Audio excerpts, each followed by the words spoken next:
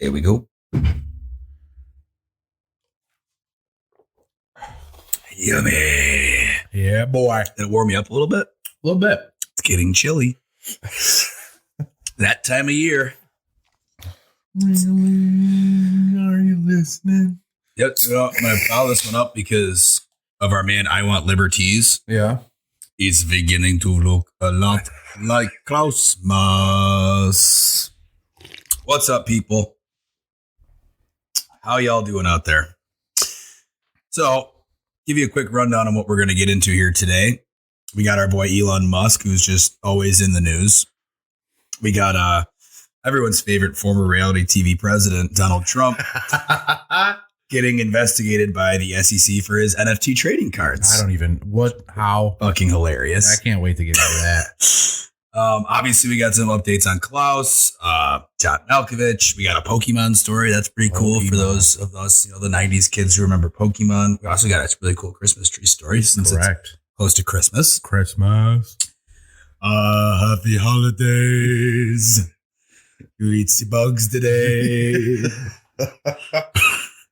And to start, though, is where we kicked it off in the very first episode. We did. Of the pod, which was Artemis 1. Artemis. Every time. It is Artemis. I say things wrong. Y'all got used to it anyways. But yes, Artemis 1. Artemis 1. So what do we got going on as we are called leaving Earth? The original story that we covered, it finally, quote unquote, left Earth. It did. And it has returned. It is already back. It is back. Safe landing, I assume. Safe landing in the ocean. Okay. Recovered. It is good to go. They haven't obviously done an extensive thing on it as yet. Yep. But it was discovered off the ocean. Well, it wasn't discovered. It was found in the Pacific Ocean off the Mexico coast. Right next to MH370. Was that the Malaysian Airlines flight? I thought it was on the further. I thought it was further west of India that they found that. I don't know. Did they ever even find that? We should do a little. We should do a investigative journalism on that sometime. That'd be fun.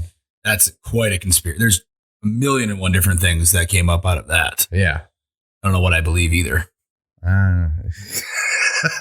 It could go a lot of different ways. It could definitely arc out. So it was found, though, not found, but it was landed probably safely. So that's where they land it. It's just in the ocean. In the ocean. Okay. That's the easiest way.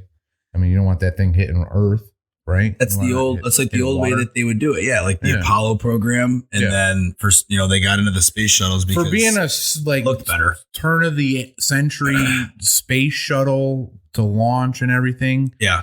I expected this thing to look a lot cooler. Mm-hmm. I mean, it looks like every other space shuttle that's in the water that you got to go retrieve. Yeah. It's just this trapezoidal thing that I think maybe a human could go in or something. I think that's the Orion, right? Yeah, so the passenger is the Orion. The rocket is the Artemis. Artemis, yeah. Okay. And I'm sorry also for my voice condition. There's a very big Bills Dolphins game that happened just past this weekend. I kind of lost my voice at that a little bit, but whatever. We won't get into that too much. No, that's Mortal Sportsman. We'll get that. Full disclaimer, I sound like a frog. You'll get past it. Mike Wazowski.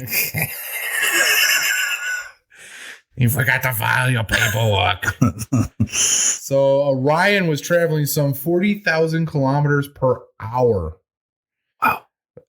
The atmosphere was causing drag, which was slowing it down. There's no one in it, right? No. For this first one, there's no one in there. Yes, okay. This was a manless flight. The spacecraft itself was reaching temperatures of 2,700 degrees Celsius. Wow. The Celsius. I don't know where it switches from Fahrenheit and Celsius. You might want to look it up. But either way, whether it's Fahrenheit or Celsius. It's like 30. So 0 degrees Celsius is 32 degrees Fahrenheit. Yeah. That's what I base it off. I know it changes. It's like it's arcing. It's a weird scale. Yeah, it's an arc scale. Kind of bell curve type situation. Either way. That's hot. But yeah, it splash landed. It is fine. Now they have to run through it and see what kind of avionic computers they can salvage off of this one to put on Artemis 2. Mm-hmm. Also, they have to salvage some computers for Artemis 2 and Artemis 3 because of that $100 million gap in the budget that we covered the other day. Yes, the gap. The gap. Some 140 gigabytes of data were already downloaded. This is on December 11th from this article. Okay. This article is on sciencenews.org. It is by Liz Cruesi. Thank you, Liz, wherever the fuck you are. So yeah, it's got a lot of information. It's got a lot of pictures coming around the moon. Yeah. Can't wait to see all of those pictures. I'm sure some of them will be redacted. Oh, some of them? My God, we're getting a fraction of the pictures that we get, especially from the dark side of the moon. Yeah, I'm sure it won't have. People don't realize that we nothing to see here, people. You know, we see the same side of the moon, the side that we need us to see. Mm-hmm. Silent partner would say it's just a flat little circle that sits up there and floats around us all the time. Which I don't believe. But it's weird because, again, I don't want to get back on the point of saying like how we used to have the same type of technology. It was obviously not as strong because this stuff we can go to Mars with eventually, these rockets. Yes. The earlier rockets that went to the moon, Apollo. Barely got there. Right. Barely got there. Actually, with 1960s computers. Yeah. It's just, I don't know, 70s computers too, whatever. It seems like a very big time jump between the two missions. Yeah, and then they had the shuttle, which makes sense because they wanted to reuse them. Yeah. They wanted to be able to land them, which had their own problems. Yep. With just anything, anytime you're trying to do a space travel. But those never went to the moon. They weren't landing a shuttle on the moon. They were just using that to build like the space stations or to put satellites up there. That's the Challenger, right? That's the one that looks like an airplane that comes down on wheels. Yeah, the Challenger was one of them. Yeah. Whatever happened to that? I think the Columbia was another one that they were called shuttles. Yeah, the space shuttle. Yeah, what the fuck happened to that design? It was weird. I don't think it was practical. It was also very expensive to create those. The rockets, if they can make reusable rockets, they'll be more cost efficient. Yeah. And maybe safer even. I don't know. To me, it's weird. They would hop back and forth between technologies and not move on to something greater. Yeah. They're going backwards to go forward. Yeah. It does. Take 2 steps back for 5 steps forward, but okay. Right. 3 lefts make a right. Yeah. 3 guys burned alive in Apollo 1. Never known. Oh shit. Sorry. Damn it. Didn't mean to get off topic again about Apollo 1. So that kind of ties into leaving Earth and shit for Artemis. Oh, and did you hear what happened on Mars? I heard about, was it the Dust Devil? The Dust Devil or whatever the fuck they call it, the tornado. Yeah. Spoiler alert, if you want to look this up, you can. Guess what it sounds like? Wind. Winds. So that means with wind. With wind. That means comes great responsibility. There's energy there. There is energy. There's got to be some sort of atmosphere there. That's what that means. So there's so many pictures of Mars, and obviously you can take some whatever way you want. It's like looking at a rock here, be like, oh, I see a face in this rock. Some of it's a little far fetched. Yeah. The ones that really interest me are the ones that look like architecture. Yeah. And they just have the big columns that look like broken in half. Or former, the same shit that fucking bewilders us here on Earth of like, how the fuck did they do that? Yeah. This looks like a rock, but it's actually a pillar that they carved from stone that they moved for 150 miles that nobody can explain why or how. And that shit looks exactly the same on Mars. Yeah. It's crazy. Every day we're going to find something new on Mars, and keep in mind that they may have already seen many, many other things that they're just not ready to disclose yet. Yeah. I think Elon Musk's little, if he ever gets there on his own, his whole thing would be to go there to prove there's more up there than they are telling you. Can't really prove it now while he's here. Do you think that's where he's going? He's talked about it before, but because the moon seems like such an easier shot. So I've been a big Elon Musk supporter from the get-go. I like Elon Musk. I like him as a businessman. He's obviously know what the fuck he's doing. He's a fucking genius in our time, and it's fucking amazing. Could be a robot. He does think he's a robot. He could be a robot. Yep. But with that being said, if we take a step back and realize what he is conquering, is it somebody that we want to follow? Because he is single-handedly taking over the new age of automakers, right? Yeah. So he will be in control of most of all of the electric vehicles because He made the Tesla platform proprietized so that other people can buy it. So really, he's in control of everything. Mm-hmm. Patents. So now he is in control of all of the vehicles because they want to get rid of gasoline vehicles by 2030, right? Yes. So this one man is in control of all these vehicles. And not only is he in control of all your vehicles, but now he's in control of all your phones because you all got fucking Twitter on your goddamn phones. Thanks for that. So it's just you're welcome. Just taking a step back, I'm starting to think, like, is this a guy that I really want to be behind? Because he seems to be gathering things to control the masses. Not that he's going to, not that I think he will, but he has the ability if he wanted to. So let me ask you this. Okay. And we'll use this to honestly segue into the Elon Musk 100%. That's what I thought we were going to do. Absolutely.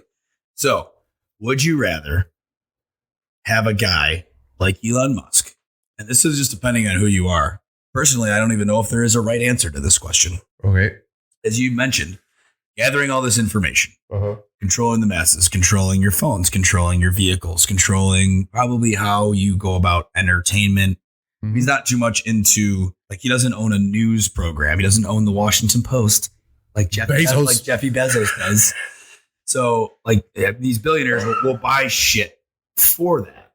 Now, do you trust billionaires who were at one point maybe just regular people, or they came from a well-off family? Either way, they now control a lot. Your Bill Gateses, your Zuckerbergs, your Bezoses, and your Elon Musks. Okay, would you control? Would you feel better if all those guys control you? Hint, hint. They already do. Or the government? Right now, it's a marriage between the two. That's the problem. Of most of them. That's the problem. Musk is the only one so far that is somewhat removing himself from that polyamorous marriage. And I probably said that wrong because I can't speak. Polyamorous. Yes, there you go. Polyamorous marriage of the government and all of their little billionaire fucking wives. I gotcha. Musk is trying to maybe break that. To me personally, I don't know the answer to the question, but who would you trust more, the government or those guys? I wouldn't trust either one. Right. That's I would want truly for it to go public. Truly. Not like Twitter, Facebook, all of that needs to truly go public. Like the information, the data, everything. All the algorithms need to go public. Everything. That's what I feel. That would make me feel safe. That would actually drive me to whatever platform. Yeah, because you're a type that's not really on any platform. I'm not. I made you get a Twitter for the show. That was and I'm on there maybe 5 minutes a week. Good for you. Yeah, I don't want to be associated with this shit. I think, honestly, not being a God-fearing man, I think it's the devil. I am a firm believer that 2012 meant these fucking rocks in our pocket, and this is destroying our fucking world, destroying our planet, because we need to mine for more minerals, to get more chips, to get more computers, because we need the smartest, fastest fucking bullshit in our fucking pocket, and then soon it's going to get into our brain. That shit fucked us up. It's true. The Mayans had it right. 2012 was the end of the fucking world because it was they actually said it was the end of consciousness, which is this fucking phone. We have no conscience anymore. So no more human consciousness. Now it's the machine. It's all digital. It's all the machine. Yep. And look at the fucking, you can see it in the fucking world today. All these fucking young kids have gone batshit crazy because they have no fucking morals. They're all depressed and they have no morals. They don't really remember a time where you were able to just go outside, have fun with your own imagination. I mean, remember the internet when we were growing up? I ate fucking mud when I was a kid because I thought it was a pizza pie. Wow. That's imagination right there. When I was a 4-year-old, I was eating mud pies, just like a lot of other fucking kids. That makes a lot of sense. I never ate mud pies. Drinking from the goddamn puddles, drinking from the hose. Go out there and be a kid. Did some weird shit. You got hurt. You fell. You got picked on. You got bullied. You bullied. You did a lot. You did a lot. Yeah. You kind of. When you got picked on and you were bullied, you went up and you punched that motherfucker in the face. Yeah. If you weren't that strong, then you got your ass beat. But you learned something, didn't you? Don't fuck with that kid. Or you hung out with bigger people. Or you went and got people like me. You got funny enough, at least, my opinion, to befriend some giants. Yeah.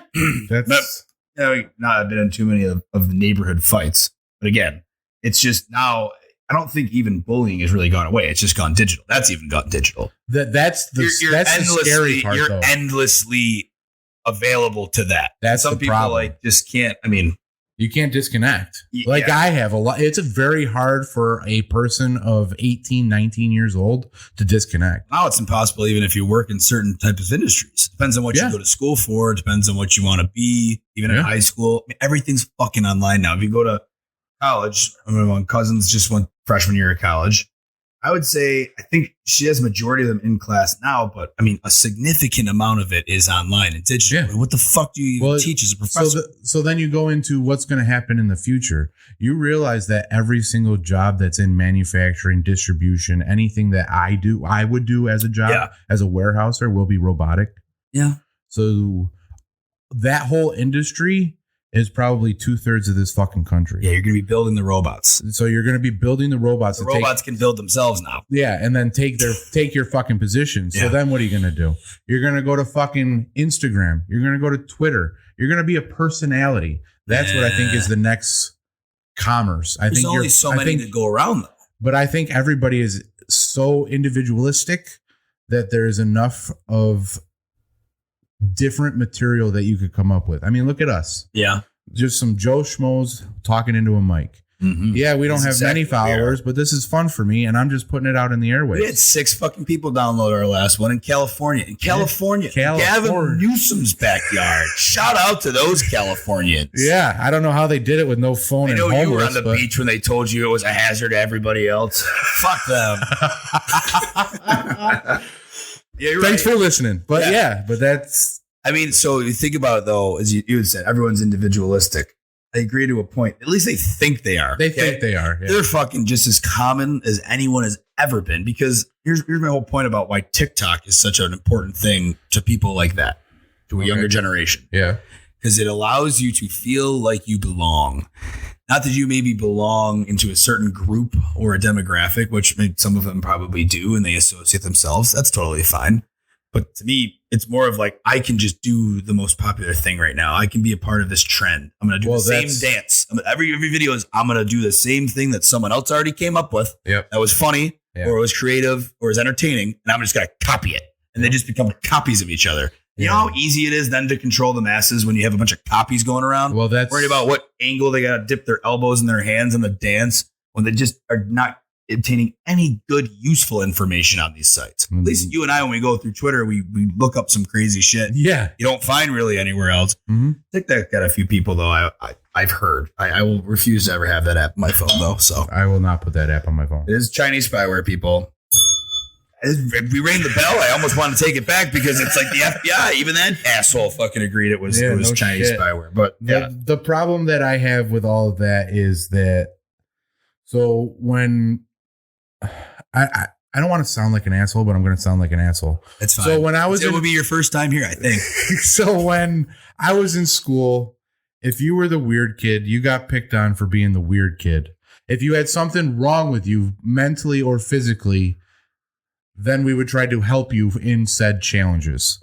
But if you were just the fucking weird kid, just, eating his own boogers in the corner, you got fucking picked on. Yeah, I think the problem that we have now is all those booger eating weirdos in the corner have a fucking loud ass voice and can communicate between fucking school districts. So now you don't got 2 booger eaters in the corner. You got fucking 50 million from all these goddamn weird ass schools. Yeah, you know what though? A lot of they got too much fucking voice. I'm sorry.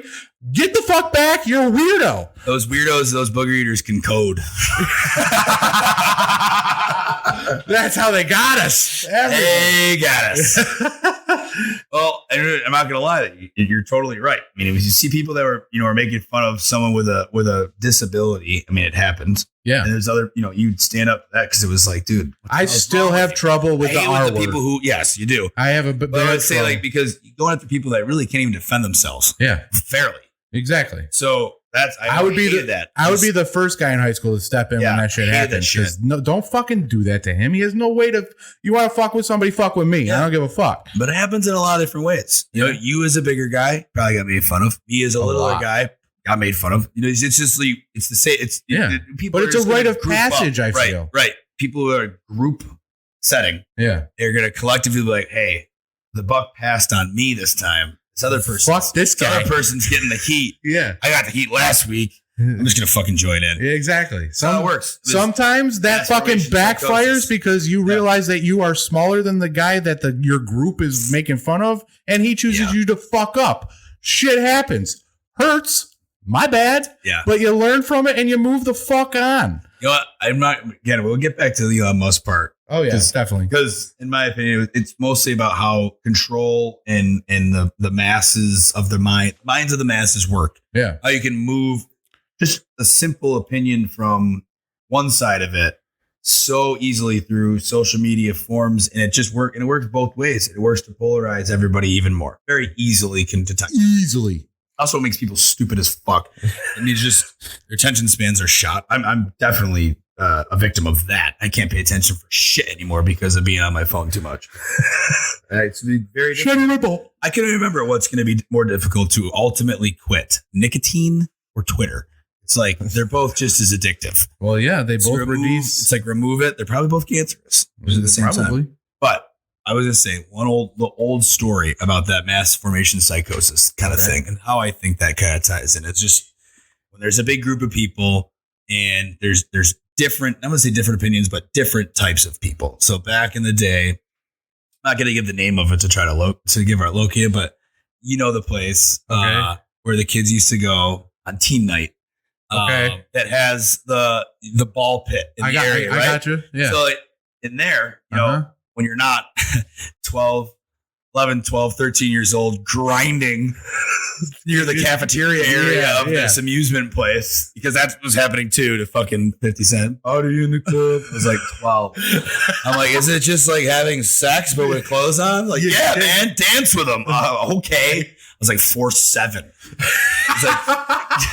I was like ass in the face. Like literally like in my chest at the time, or in my face for the ones that had already gotten taller. But anyways, they're in like the ball area where the little foam balls, like, you know, like climb up and down all over the place. Yeah. I just remember the one time. I'll never leave my memory because I remember I had played baseball, I think with the one kid that they were doing it to. It was probably a group of like 20 people. And there's 3 kids that were like emo kids, skater kids, dyed hair, black, big jeans. Love the straps with the straps. And they're just cornered in there. Okay. And they're just standing there and they're just like, you know, like, can you like let us go? Like, can we leave? And there's and the mob just like, no, weirdos. They're just whipping balls at him. I remember walking on, I was like, I could do so. I could go like try to help him, like, and stop. I didn't throw it. I just kind of like walked up and just walked away. And I was like, I could have maybe stood up for the one. That was your divine moment. That was my moment. That was your divine moment. I failed. I'm trying to think now, like, it'd be better. In high school, I would sit with some weird kids at lunch if they didn't have anyone to friends with, but then the conversation got weird, so I probably walked away after like 15, 20 minutes. Did you do that? Trying to be friends with everybody in that aspect, but at the same time, it's like a dog chain of command world. That was I'll never forget that. Just walking away being like, damn, that sucks. Yeah, that was like 4-9. Yeah. What am I gonna do? Just right in the middle of them. Man, the coolest guy that from high school that I know, no shit, was this kid named Jeremy, and he had a mental disability. Yeah. And he was a little slow, but he was a cool ass kid. And he had a lot of deep insight he was fucking great at math. Yeah. He was great at math. Smart. Yeah. Doesn't mean they're not smart. Socially awkward. Always. He was socially awkward, and it was very hard to get him to communicate. Talk. It's hard for them to communicate with people. I went to school with this kid from 6th grade all the way to fucking through. Fucking 6th grade, 7th grade, 8th grade, this kid was getting shit. 9th grade, I'm going to bring my other buddy in to talk with this guy because he's fucking insightful. He's got some good shit to say. Yeah. Fucking brought him in. Boom. This kid's like the most popular kid in the goddamn school. Everybody's like, yo, Jeremy. I was like, man, I found him. Nobody wants to give me recognition, but that's my boy. BFFs from day one. I want to meet this guy. You're right. I mean, the way it was back then is a little bit different from like how it's not different in an aspect of just how people interact, but I feel like people just still had some more of like morals back then. Exactly. Different morals now, different, like, I don't know. It's not really say it's a culture thing. It's just like the way that what they find more important in their life could be completely different from a traditionalist way of view and vice versa.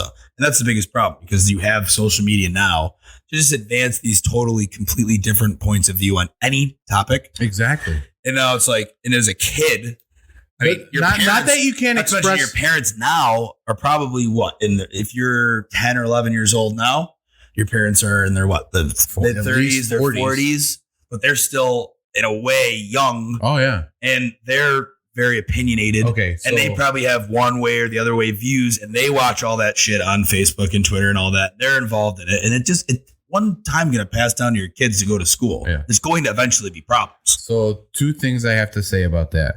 The first one is just more of a matter of fact that I can't believe that when I found out the age of the Jersey Shore cast. Oh God, don't tell me. How bad? Bro, like the situation's in his 50s now, right? Exactly. Yeah. Like what the fuck is that man doing in his 40s with what I thought were 20-year-olds turned out to be 30 fucking 2-year-olds. Yeah. Just drinking on the side of the beach, like working in a t-shirt shop. That is not a way to live. No. That's my first point. Second point is... That was quite an era to live through, by the way. Anyone who's old enough to remember the Jersey Shore era and the haircuts everyone had, Gym Tan Laundry, fucking Giatel. Cabs are here. Cabs are here. Cabs every time. Yeah, every time. Have Uber back then. Yeah. So you're gonna get I thought these fucking kids were 20, 30 years old at max. This motherfucker's 45. Yeah. Great casting, though, I have to say. Remember the casting director for that? Nailed it. Nailed it. Yes, Nailed it. He did.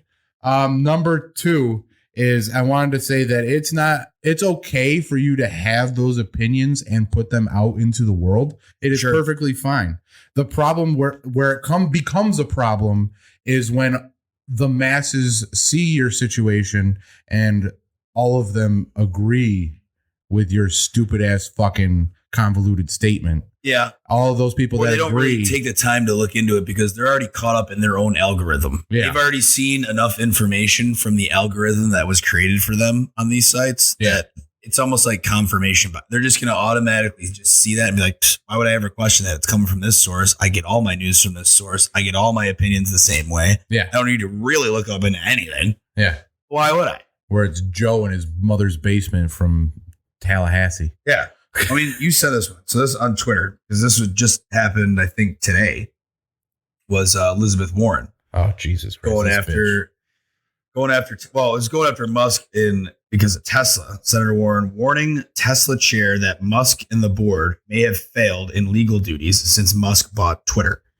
Yeah. Now, again, Elizabeth Warren, for anyone who doesn't follow her just escapades, she gallivants around as the savior of everybody on the left. Yeah.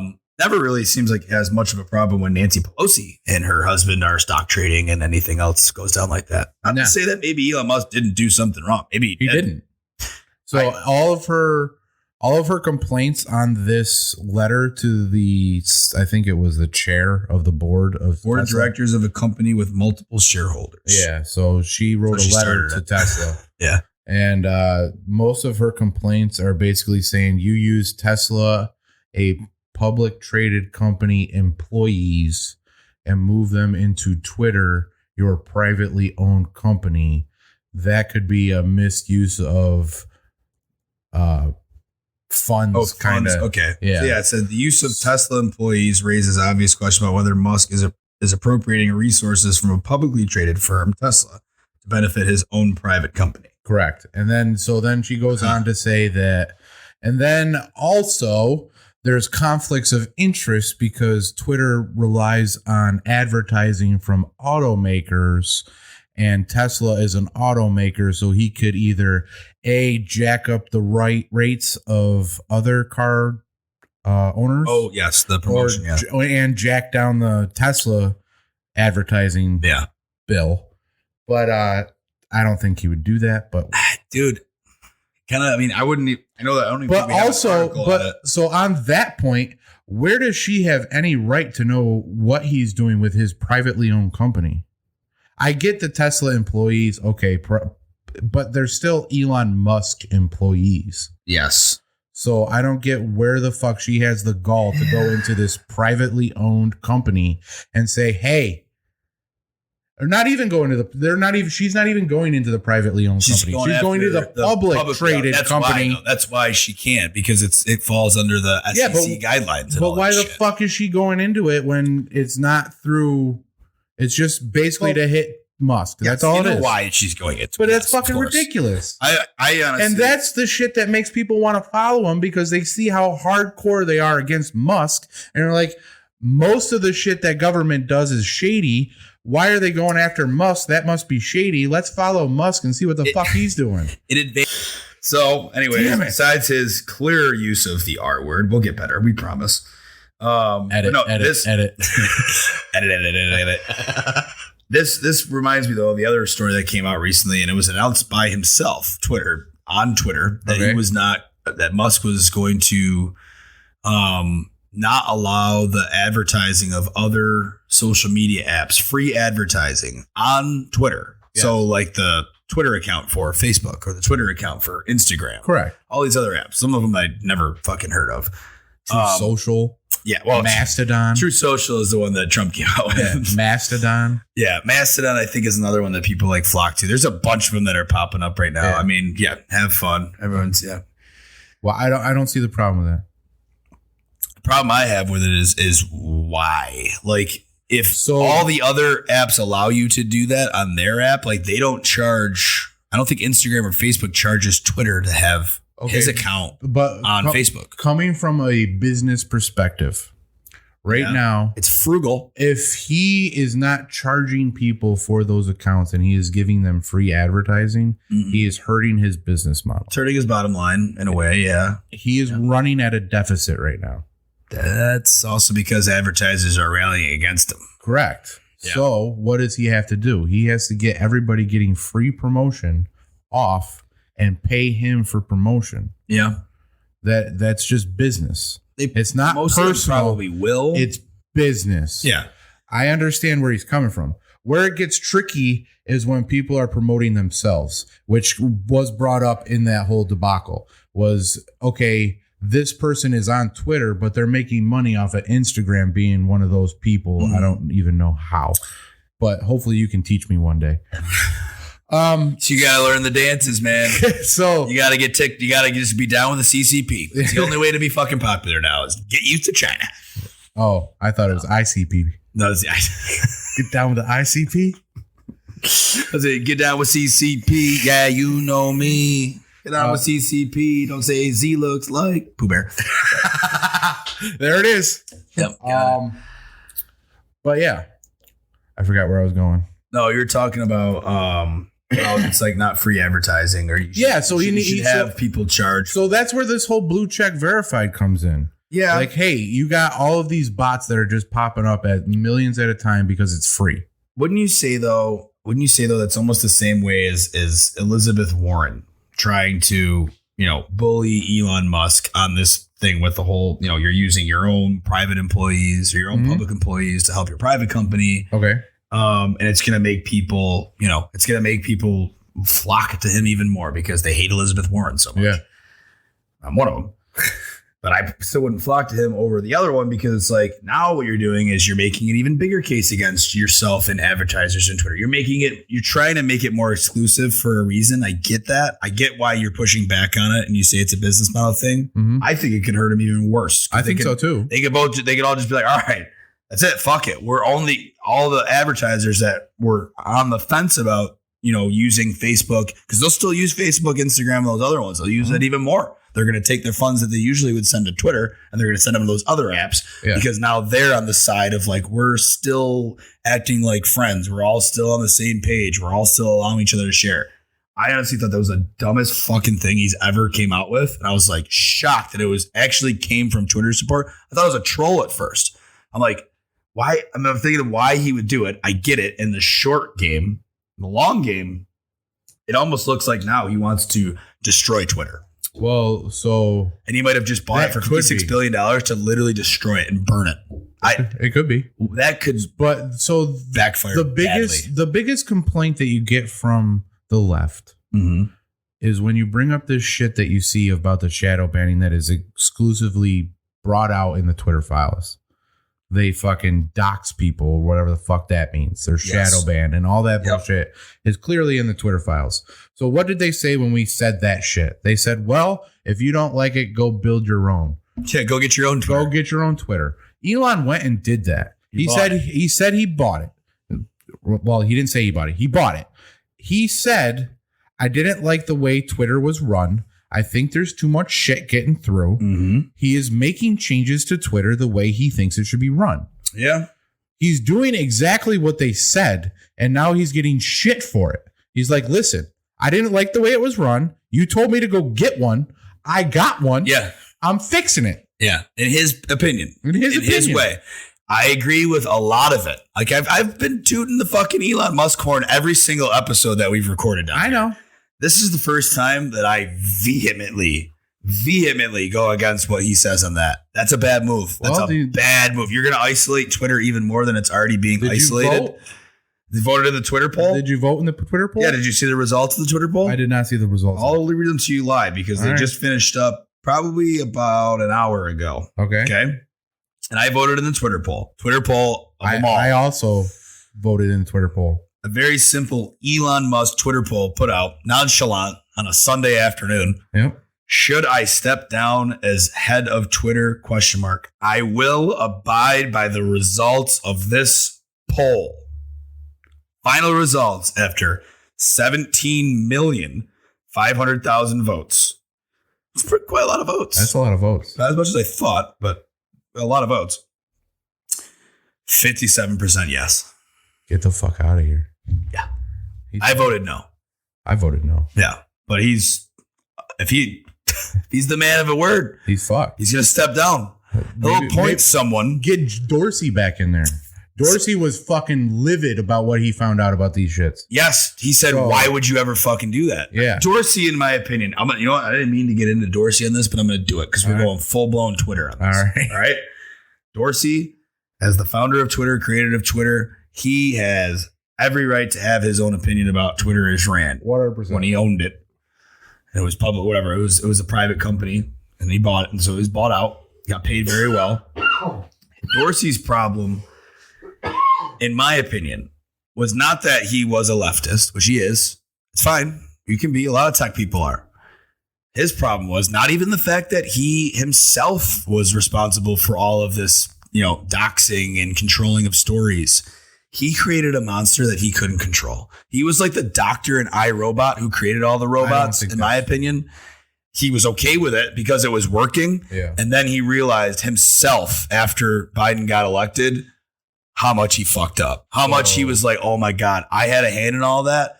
And eventually someone can come in here and buy all this out and he can figure out what we all did.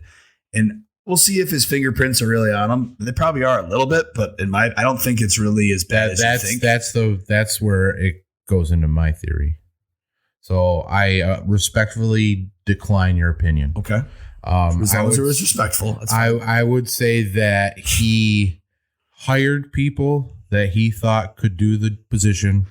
Yeah, like Harwell and Argyle, whatever that guy's name is. Yeah. Genuinely thought were his partners in this Twitter monster, because what he did deliver was a monster. Yes. And it needed to be fucking throttled some way, somehow. This shit, it can't be the Wild Wild West.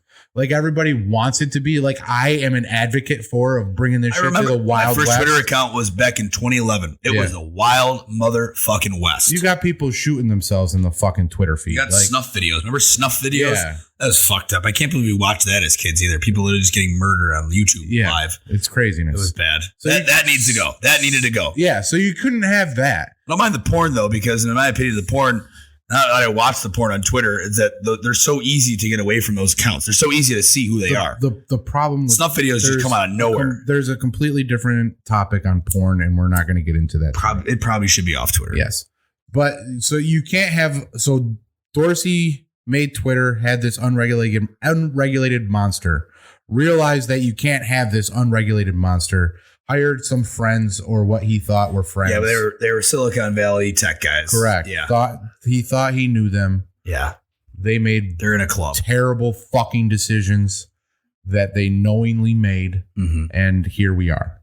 That's what I think happened. I don't think you're going to find fingerprints. I know you think that Elon should give it back to him? Because I think he'll know. Because he's a man that will remember. He knows. I really think this hit him. Yeah. Like they turned his monster. They turned his fucking pride and beautiful joy vision. Yeah. into this fucking nasty motherfucker. Because I always thought personally, the reason I thought Twitter was always the best is it was the verification aspect of it at first. Facebook is like how you stay involved with people around. Yeah. People that you know. Yeah. Right. And there's news.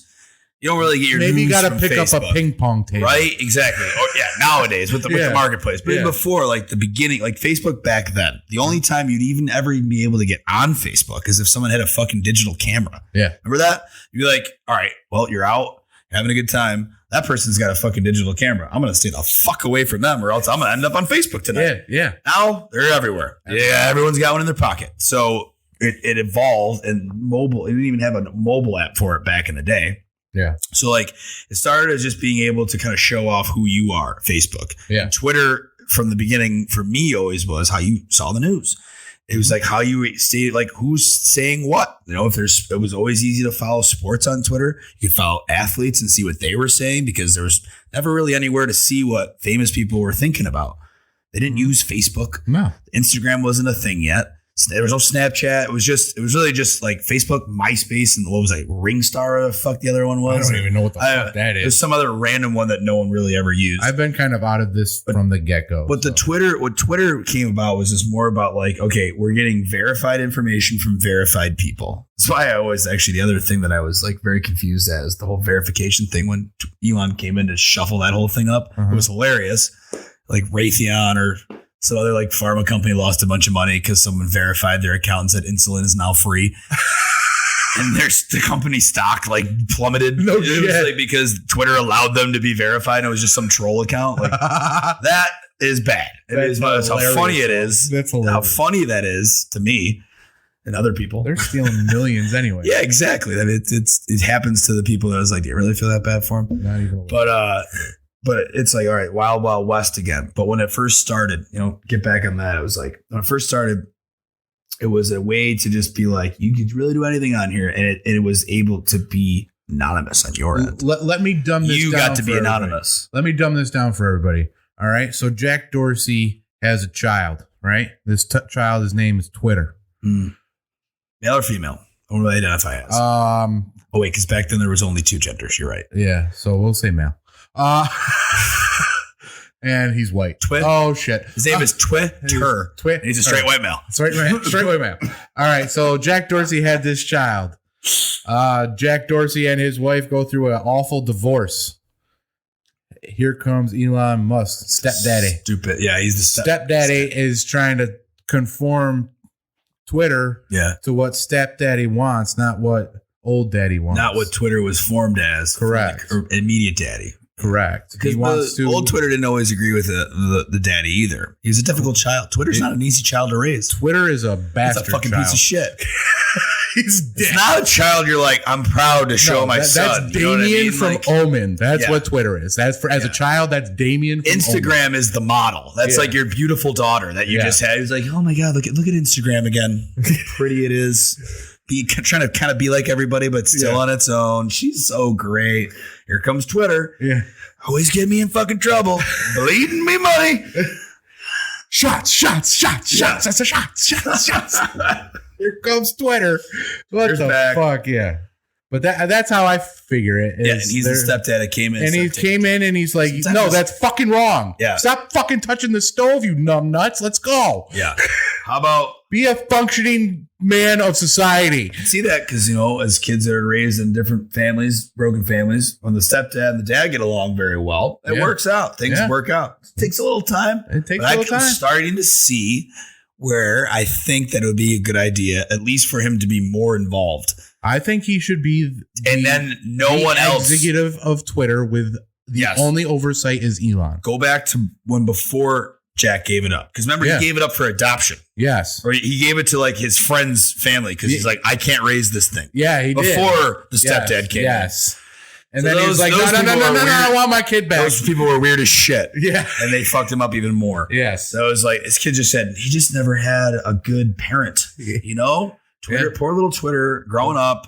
He's got good old intentioned father, Jack Went Dorsey, through the system. getting a little crazy. Literally. Getting a little too big for his britches. Maybe I kind of want to go party in the Maldives or somewhere. And what do you got to do? You got to put rules in place. You got to ground that motherfucker. He didn't. He sent him to parents who would never ground anyone except for his friends that didn't like him. They were bad people. Everyone that doesn't like you is bad. They hurt my feelings. It's not you, dude. It's everyone else. Yeah. It's never you. So, he got a new stepdad. He was a little different from his old. He's also foreign. He's also a robot, according to B-dubs, and flies rockets. Yeah. I mean, so there you go. There's our 10 cents on Musk and Twitter, and we're only halfway through the episode. Yeah. Look at that. And we'll take a break. I'll see you soon.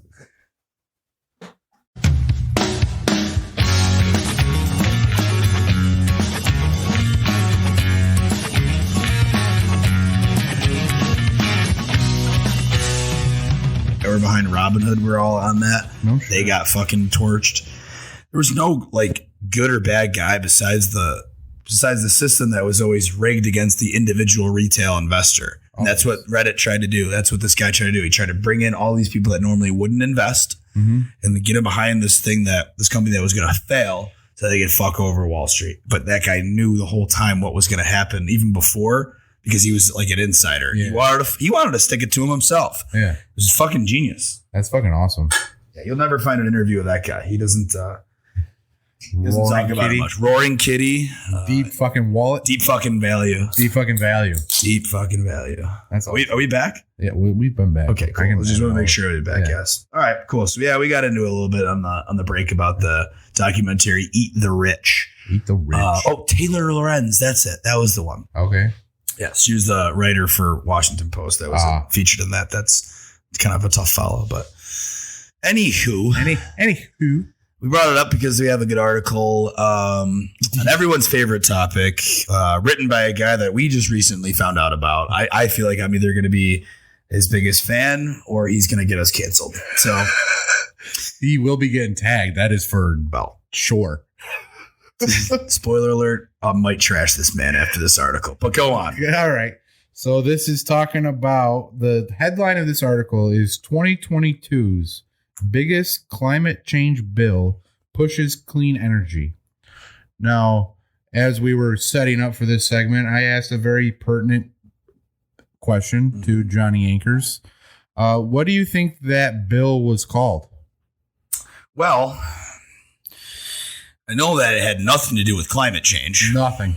I know that it had another hot topic item or buzzword that everyone's been talking about for the past definitely year before so. the election. Yes, definitely. Yes. So I know, I have a feeling, it could have something to do with some inflation. Yeah, the Inflation Reduction Act is the 2022's biggest climate change bill. Wow, go figure. It doesn't seem like that's what it was for, but that's what they're saying. So, let's preface this by saying, what are we deflating though? Are we deflating our own tires? Weather balloons, we don't have any helium. There is a helium shortage. Helium shortage. Yep, that's been a hot topic too for us here on updates. Yeah, Inflation Reduction Act, dude. Let's save the planet. Save the planet. Let's save the planet and our wallets at the same time. How the fuck we gonna do that, bro? It doesn't happen. It's not possible. It's not even real. It's not. It's a fugazi. Fugazi. Yeah, I don't know how we're gonna fucking invest $369 billion. Investing that amount of money when we're already in the red. Yeah, we've been in the red for a long time. That's not going to change. That's not true. The national debt clock? We were actually in the black during Trump, I believe. Well, the debt was still way below. The debt never goes away. Yes, but we're operating in the red. Yeah, we're operating in the red. That all up. Yeah, I get that. But we're already operating in the red. Yes. And now we're going to invest $369 billion. Not saying that's going to save us money, though. Not saying that it's a bad thing. But I don't know where we're going to come up with the fucking. I'm going to ask you this though, real quick. Everyone else out there who might be an economist or might not be, right? Because we're not. We're well informed. We're not well educated, and I'm pretty sure that when you print more money, is really one of the greatest causes and indicators of that you're going to have inflation. Yeah. Your money's no longer worthwhile. Yeah. It's not. Have I ever told that it's I ever told the my cat knows what inflation is story on this show? Have I ever gotten not into on that? this show? Okay, so I'm going to give you a quick little tour down the inflation because we're talking about the Inflation Reduction Act. Okay, Yep. as told in the lesson by my cats. All right. So my cats have two favorite things that they love to play with more than anything in life: the springs that you can buy them. Right, they fly all over the place. They make a noise and they go across the hardwood floors. That's their favorite toy to play with. They lose them constantly. You find them anywhere hidden around the house. They stash them in certain spots because it's almost like a little savings, like a coin, like some cash, right? The other is bottle caps. So bottle caps, same type of thing. There's a finite amount of them though, right? Yeah. They have a million different toys they can play with. They got all different types of toys. The string toys, they got catnip toys, they got actual toys that you could play with. But for whatever reason, even over those springs, they value those bottle caps more than anything. And I figured it out because those are the hardest ones to keep without losing. They are always going under our stove. They're going under our refrigerator. So they're the most valuable thing they could ever have. Yeah. Right. So we crack open a beer. They hear it. They hear the crack. The beer opens up. Push. Like, oh yeah, there's going to be a bottle cap. I give them the bottle cap. They go nuts for an hour or two, whatever. They lose it. So I noticed though that when we had a party, I told everyone, I was like, hey, keep your bottle caps because my cats fucking love bottle caps. I go, they'll go nuts for them and I'll have a bunch of them for them. Right. Mm-hmm. So I give them after a party, I got like 10, 15 of them that we actually saved and I throw them out there and they all hit the ground and they're like, what the fuck is this? They look up, they walk up to it. They're like, okay, you hit one or two of them. They're like, cool. They walked away. Yeah. They didn't give a fuck. I don't know why. Because there's too many of them. Too many. They weren't fucking valuable anymore. Yeah. My cats understand inflation. Figure it out. If my cats can understand the value of something and that me giving them more of this no longer gives it value because they're not afraid to lose it anymore because there's so fucking many of them. It's at the end of Sandlot when they got all the baseballs. If I was that kid, I'd be like, well, fuck it. Now we don't even have the joy of losing one and bullying some other kid that he lost the ball. Or like there's a joke. You got one ball to lose. Be careful. Be good about it. Now who gives a fuck? Yeah. I even hear. Let's go back to the pool and check out Wendy Peppercorn. In my opinion, though, my cats understand inflation more than most Americans do these days. 100%. 100%. It's like the law of the jungle. You know, finite resources, food, fun little toys, bottle caps. It's all correlated, man. But nothing about, my cats understanding inflation more than the average American understands inflation makes sense when you do the Inflation Reduction Act, but it's all about spending money on green energy. Yes. And that's what they applaud themselves for it. Yeah. Oh yeah. It's so great. Who did this? The article owner. What was the guy who wrote this article? So that was Nick Ogaza. With two Ks. With two Ks. That's Nick with two Ks, everybody. Yeah. Ogaza. Male. Yeah. It's not self-proclaimed, but we think. But yeah, so $369 billion is getting invested into accelerating, not the research behind or anything, but no, the adoption of wind, solar, and other renewable energy resources and decarbonizing the economy. So the adoption part. The adoption. It's adoption as much as it's forcefully making. It's not implementation. Something. Right. It's not research. It's the adoption. Now, what this says to do is it's going to, by the end of the decade, it will cut the greenhouse gas emissions around 40% of the levels in 2005.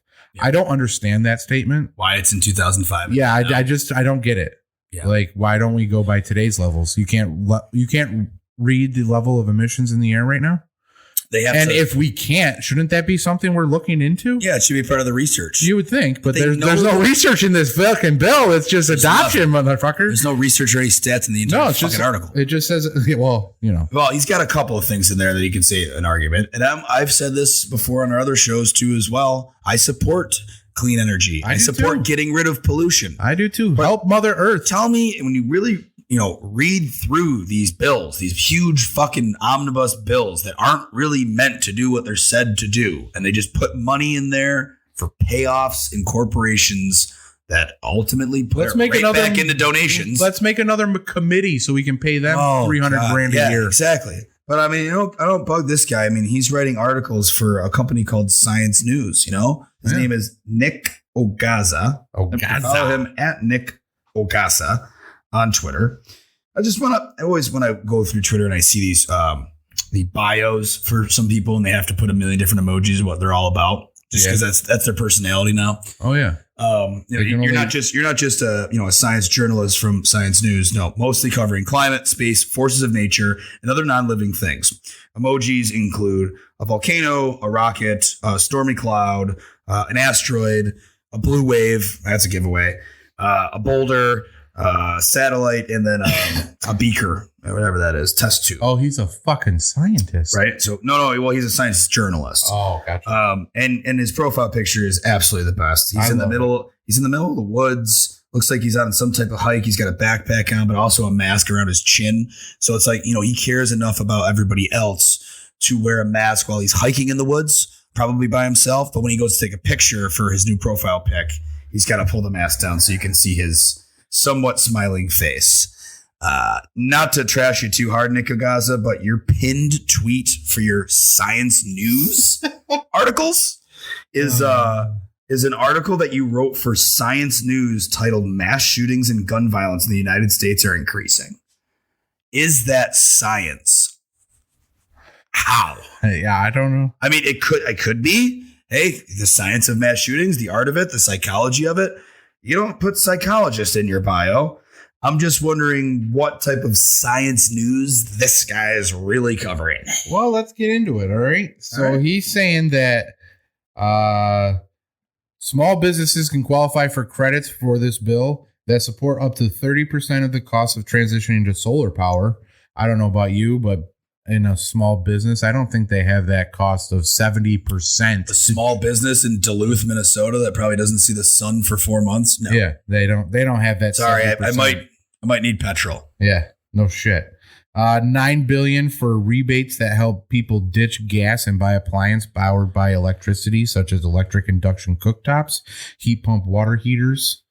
You can also get $7,500 in tax credits for electric vehicles. Because, those are around $7,500, right? Those aren't 60 grand. Yeah, the tax rebate is the funniest slap in the face to anyone. Yeah. Because it's like you probably won't even find that much money. and what they'll do is they'll take the average value of the price of the electric vehicle and then they'll increase it by the exact amount of what your rebate is. Exactly. So what the car is actually valued at is exactly what you'll be paying for it, but you'll be imagining that you're getting more money to do it. Oh, and you're saving the planet too. So there you go. This is the best fucking paragraph. A major goal is to build up a clean energy economy by promoting high quality jobs in industries such as solar and wind. Mm-hmm. To maximize tax credits, companies must pay workers a prevailing wage and employ apprentices to work a minimum number of hours on clean energy products. So what companies? Just energy companies? So any energy company that wants to make the transition, not only do you not get all of your funding from the government, but if you want tax credits for doing this, you need to hire workers at a prevailing wage. Prevailing wage is like how like state workers get paid. They get paid by bidding on jobs and a shit ton. Yeah. And then you have to hire apprentices now. Yeah. So people that don't that bad of a thing. It's not bad of a thing, but you're telling that thing. You're telling companies that you have to in order forcing them to do something in the correct. Yes. So they devote $850 million to the monitoring and mitigation of methane emissions from fossil fuel operations. That's methane emissions from fossil fuel operations. That's methane emissions from fossil fuel operations. Yeah. Not from the fucking cows, you dumb motherfuckers. From fossil fuels, not cows. I just had to iterate that. It also establishes a fine for operations that annually release amounts of methane that exceed 25,000 metric tons of CO2 equivalents. That's the U.S.? Yeah. Just the U.S. Okay. Just the US. So he's saying that we are the most. So China is not the most emitter of those gas because I'm pretty sure they don't do anything relatively close to trying to cut down on emissions. In fact, I think they're increasing them by the day. a lot because they're going through their industrial revolution. Right Yeah. now. So that guy's a fucking liar. Yeah. It says the historic legislation. Sorry to disrespect your science journalism, bro, but you got like 630 followers. And I can almost guarantee that no matter if this podcast takes off or not, we'll have more followers than you in about a year. Yeah, bitch. So thanks for your journalism. One of the sentences: the historic legislation marks the first major move by the United States. I can't believe they did that. All those capitalists in the Democratic Party just decided to give up their wallets to save the planet. Did they? By the United States, which has emitted more carbon dioxide than any other country. Okay, maybe all time. I'll give him that. Maybe all time. I don't even think that, man. Nah, we've been admitting them for a lot longer. I get that, but we've also put mitigations in place way before they are.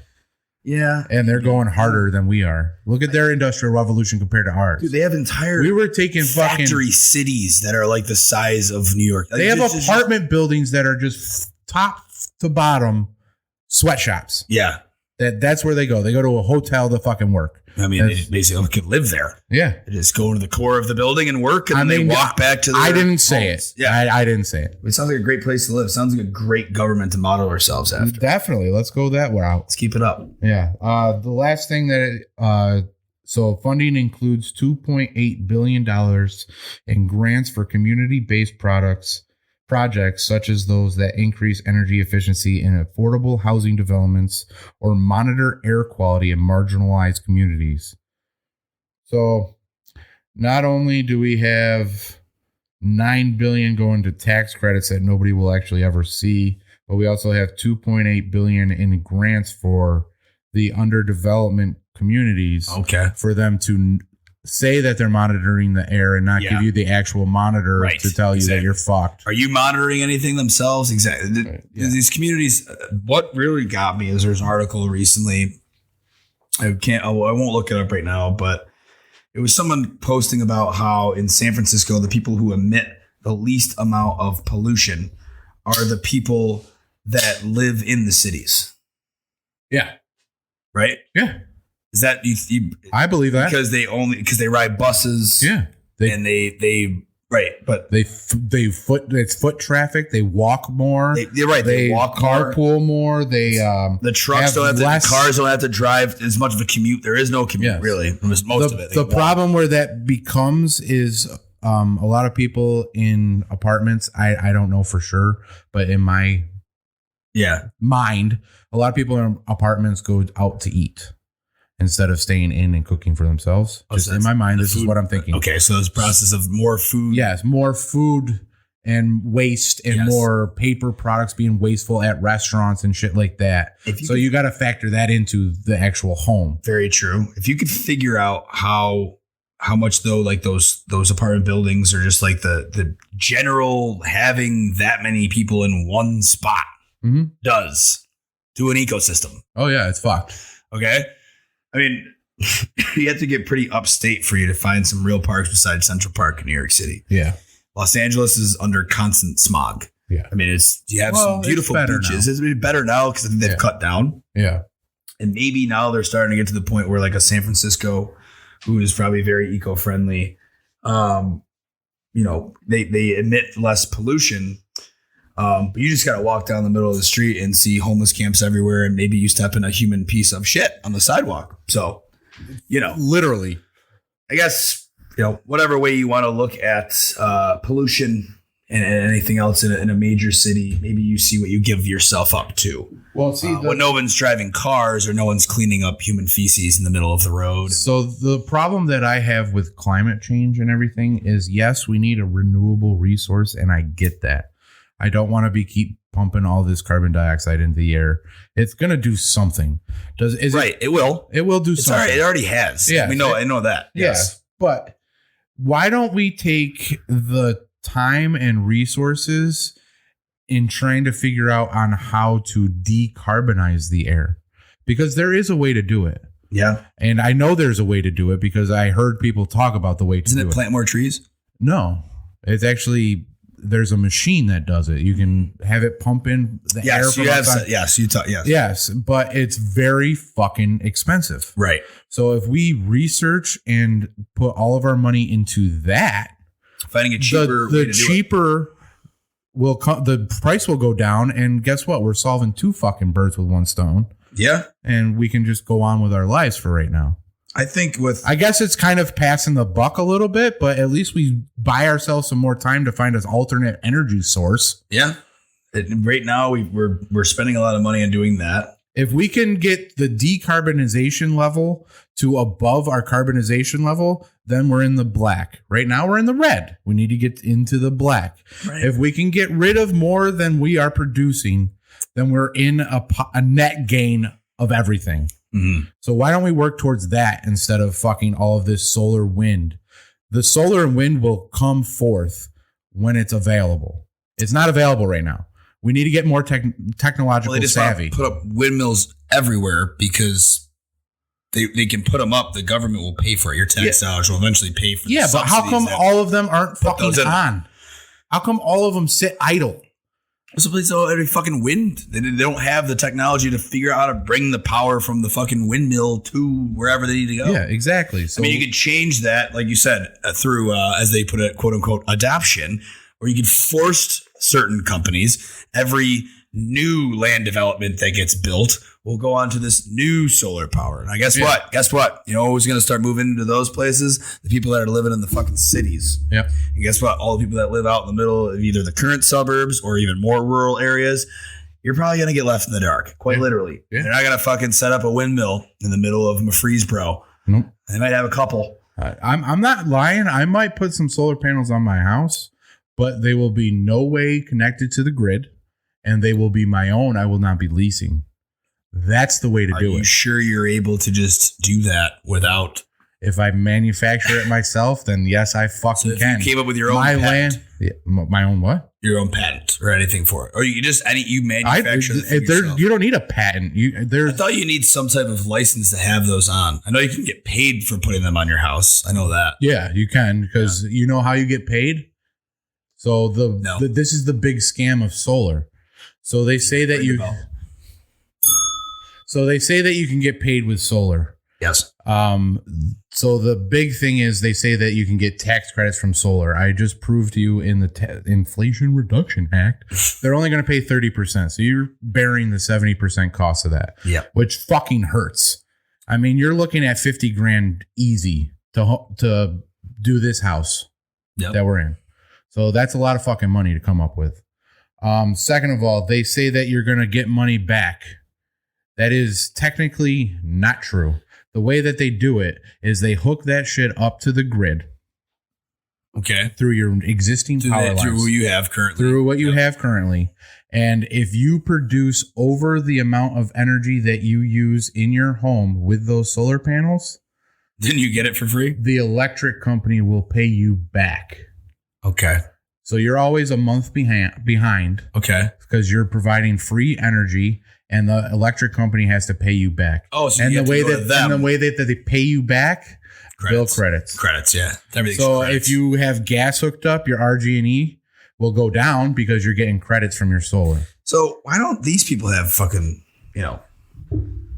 like literally credit scores like these companies? No shit. You know what I mean? I get You're talking about like fucking, energy companies are going to start having to give people credits when they could probably reduce the amount of energy that they're, producing themselves, living off of the houses who have the solar power. Yeah. While still taking money from houses who don't have them. What I don't understand is it should work for them too in theory, but it's also like you're running on the credit of your power company. The biggest shithole that I think is the whole glaring face is look at Gavin Newsom's fucking home. Oh, we got that. Maybe that's why we have listeners out in California. If you're in California right now, we appreciate it. That might be it. But look at Gavin Newsom's home.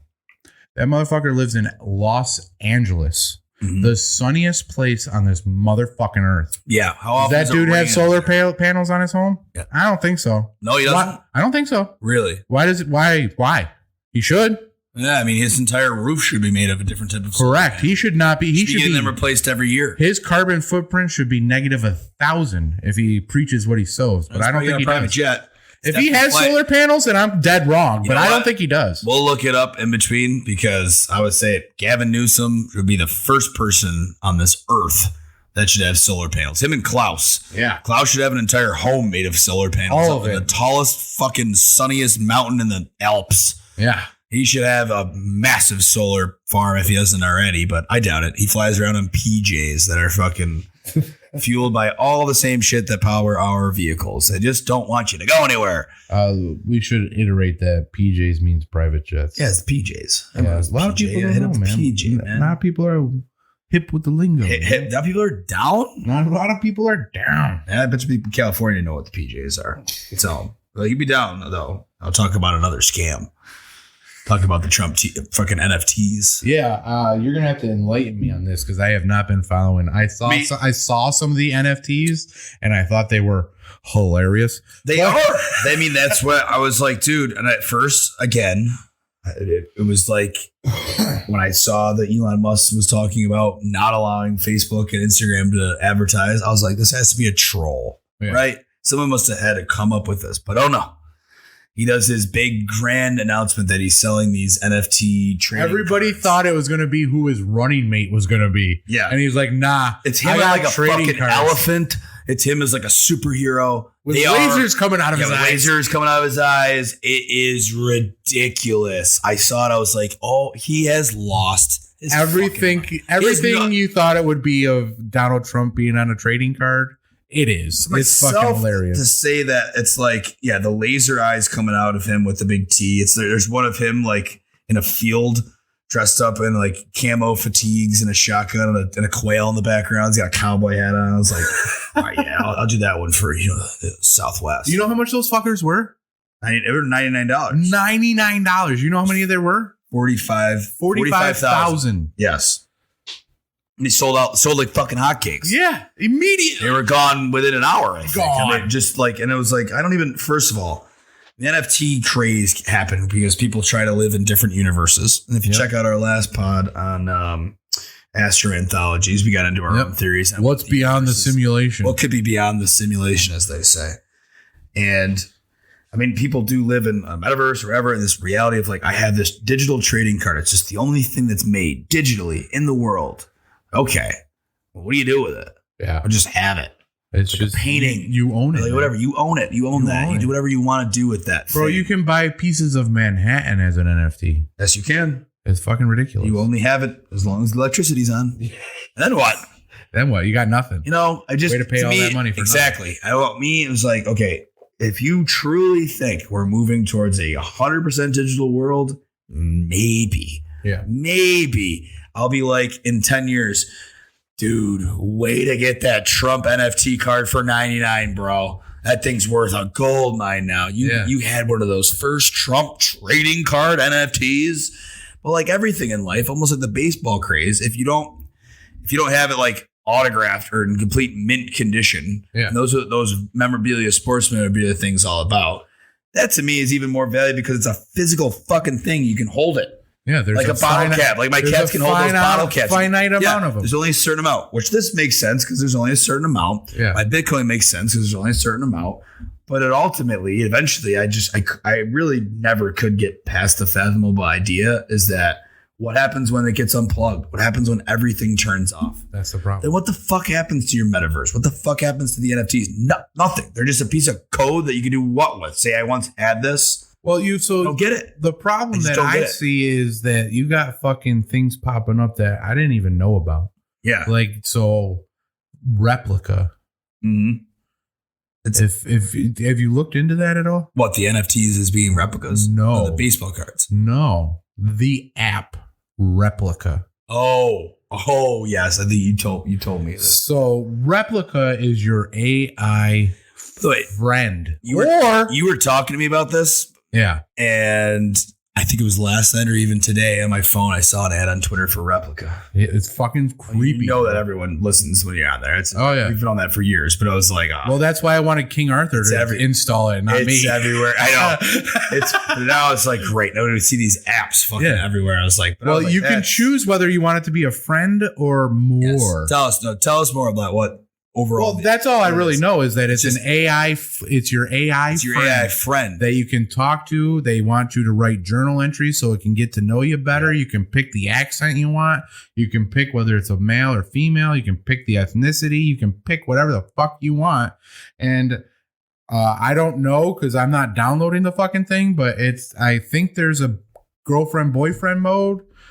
I don't. No, it's crazy. From inferring from that, I'm guessing that it would be like sexting. I don't know. The ad itself that I saw, because it was a Twitter ad for Replica.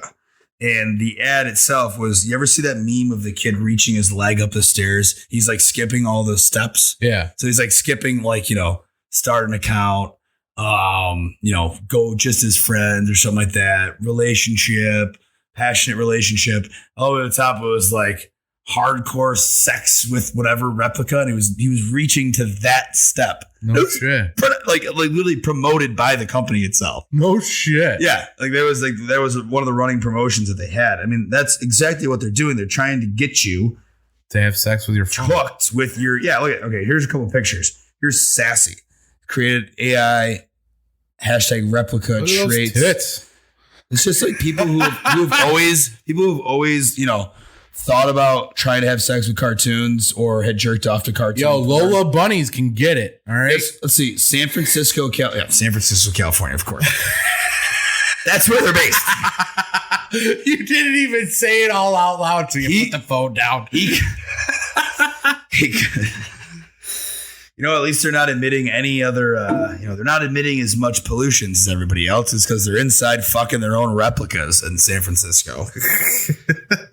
Yeah, this is an interesting one. I mean, it's people they have their own little, probably digital ID for their replicas. Oh, yeah. So far, I've only seen pictures of women replicas. So definitely looking for lonely men. Well, because most women can find someone. Can't be a straight white male nowadays. You're a fucking misogynist, fucking white supremacist asshole. So guess what? All these straight white men can't go out anymore because they're immediately going to get put down by fucking society.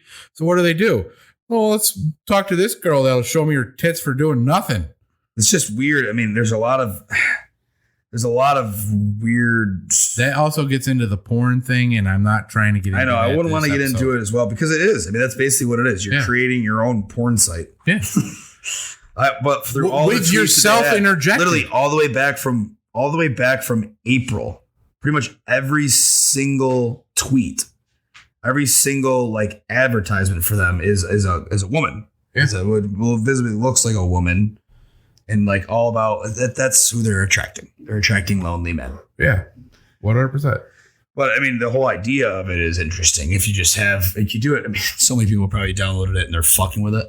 And it's probably hilarious too. Yeah, I get why they're trying to do it, but it's just exactly like that movie, Her. Yeah, and it's like shout out to Joaquin.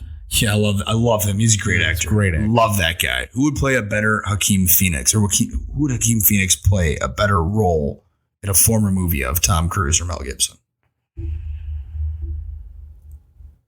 Depends on what role. You could replace one of those guys. Any one of in movies. Cash, when he was playing Johnny Cash. I think I would go Mel Gibson as Johnny Cash. Yeah. Wow. I can see that. That'd be deep, wouldn't it? I can see that. I can also see Tom Cruise in Gladiator. I can see, yeah. Commodus. He'd be a real fucked up Commodus, but honestly, neither of them could have played it as good as Joaquin. No. He's a better actor than those two. Oh, yeah. Actually, if you combine the skills of Tom Cruise and Mel Gibson together, you're still probably Tom Cruise can be in. You're still probably not going to meet Joaquin Phoenix's fucking skills. I'm sorry. He's great. He's a great actor. Crazy. He's fucking great. Only he could be in that movie too. Her. I can't see Tom Cruise or Mel Gibson in that movie. Fuck no. Can you see Tom Cruise or Mel Gibson being the Joker? For real? The way he played it? Man, that's... I could see Mel Gibson, maybe. I was going to say Mel. I mean, they both would give I think I'd see Tom Cruise as the Riddler. Yeah. Yeah. Yeah. Maybe Mel Gibson as the Joker. I could see Mel Gibson as Joker. Mel Gibson Prime.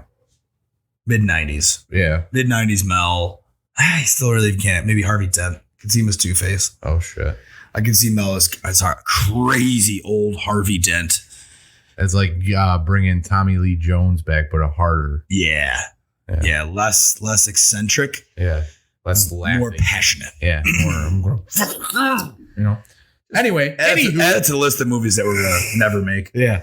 So the replica, and we brought that up. The NFTs. Yeah, let's go back to the NFTs. Let's get off the. I don't know what the NFTs are. It was the non-fungible tokens. Yep. Why is he getting in trouble for them though?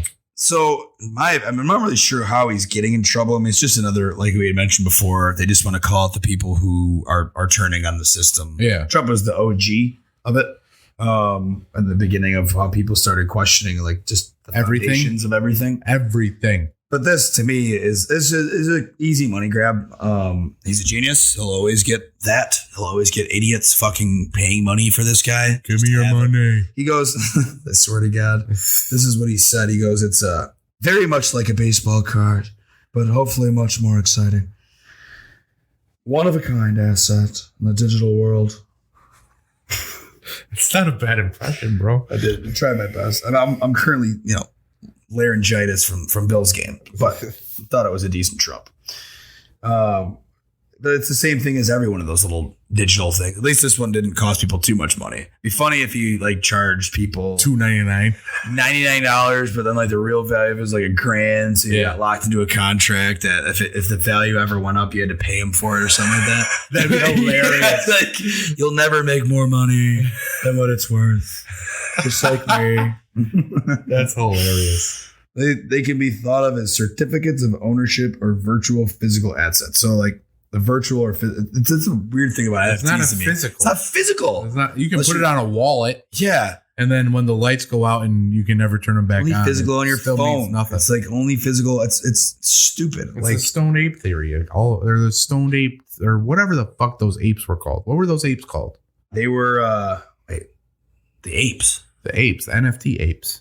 Oh, fuck. Was it like gorillas or something like that? Yeah, I don't know. Thought those are the ones that everybody had. Yeah. Someone showed me that a kid who used to work with us. He bought one. And Really? that's when he was younger. He like just graduated from college. And I was like, so explain to me. And he explained to me about what I just said to all of you, which is literally like nothing of what it really was when he was explaining it to me. So I was like, what's the point? Yeah. You have it forever, man. You never know. Like this shit could take off. Like, well, what? We're all just gonna be sitting around one day.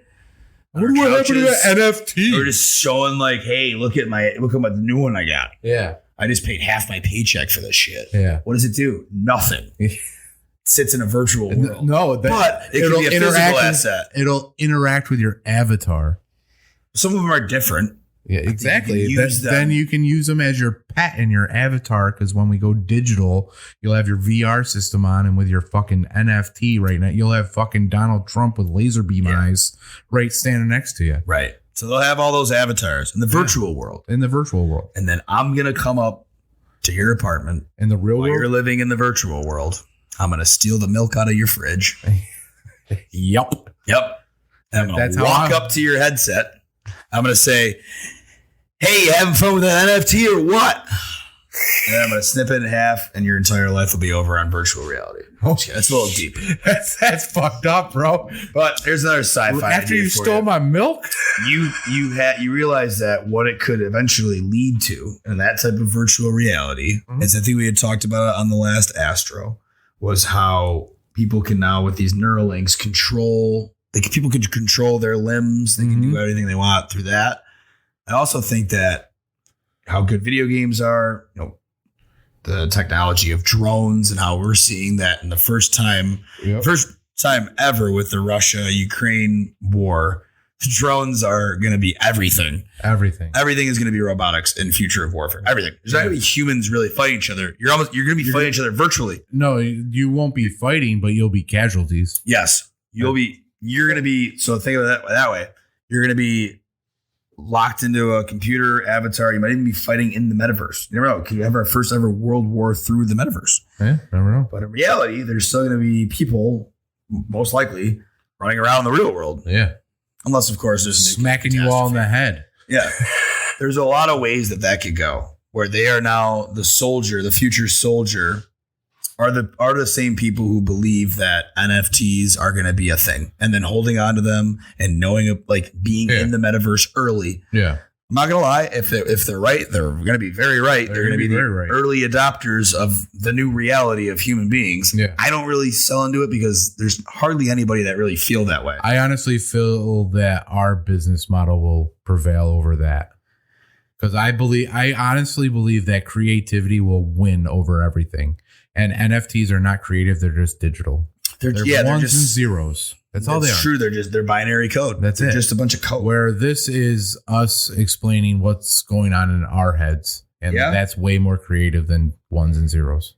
I don't really think that there's, like you said, there's not really much like creativity that goes involved in any of there is for the first stuff. one. Yeah, for the very first one. Yeah. Like the first, whatever, I'm going to say chain in the block. What is it? The first block. Yeah, that's right. Blockchain or whatever. Yep.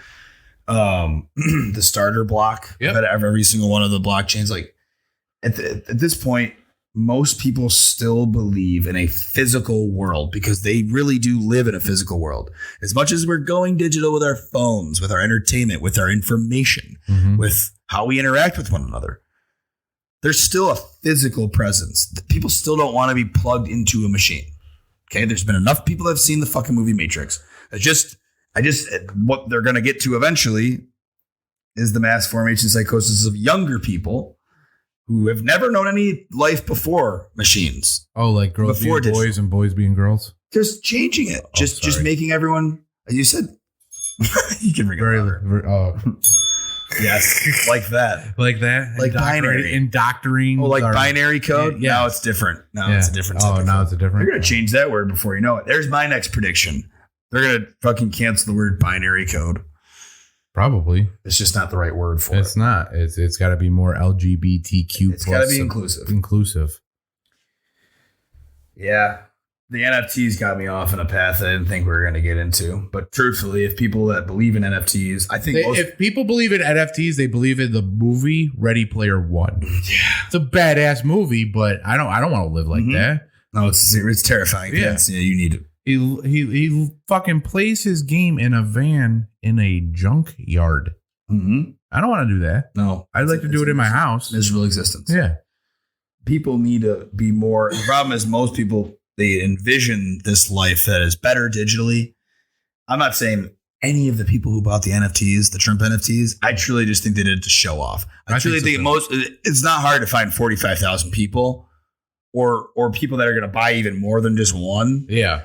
So about the whole collection. They're $99. I wish I would have known about it. That would probably been the only one I would have got because it came out. I thought it was a joke. I was like, there's no way. And I got the superhero one. Like, shit. It was not for nothing. He goes, if you were one of the lucky ones who got it in early, you'd find another dumbass who'd buy it for you for even more. Yeah. Like, hey, I got this Trump NFT. Turn it around immediately. $10,000. Yeah, turn it around immediately. It's a chain of idiots that are just going to constantly be paying more just to show off. It's the old time big dick contest. That's why money doesn't exist, because you can pay whatever you want for that stupid ass thing that doesn't fucking exist. Yeah. Money doesn't exist. It does, though. It doesn't. It does in corporate society. So I know we're getting off on a lot of tangents, but this is a pertinent before one. we hit the rapid fire, this is a pertinent one. We'll go down a pertinent. All right. Yes. So when back in medieval times, yes, I know we're going back. Mm-hmm.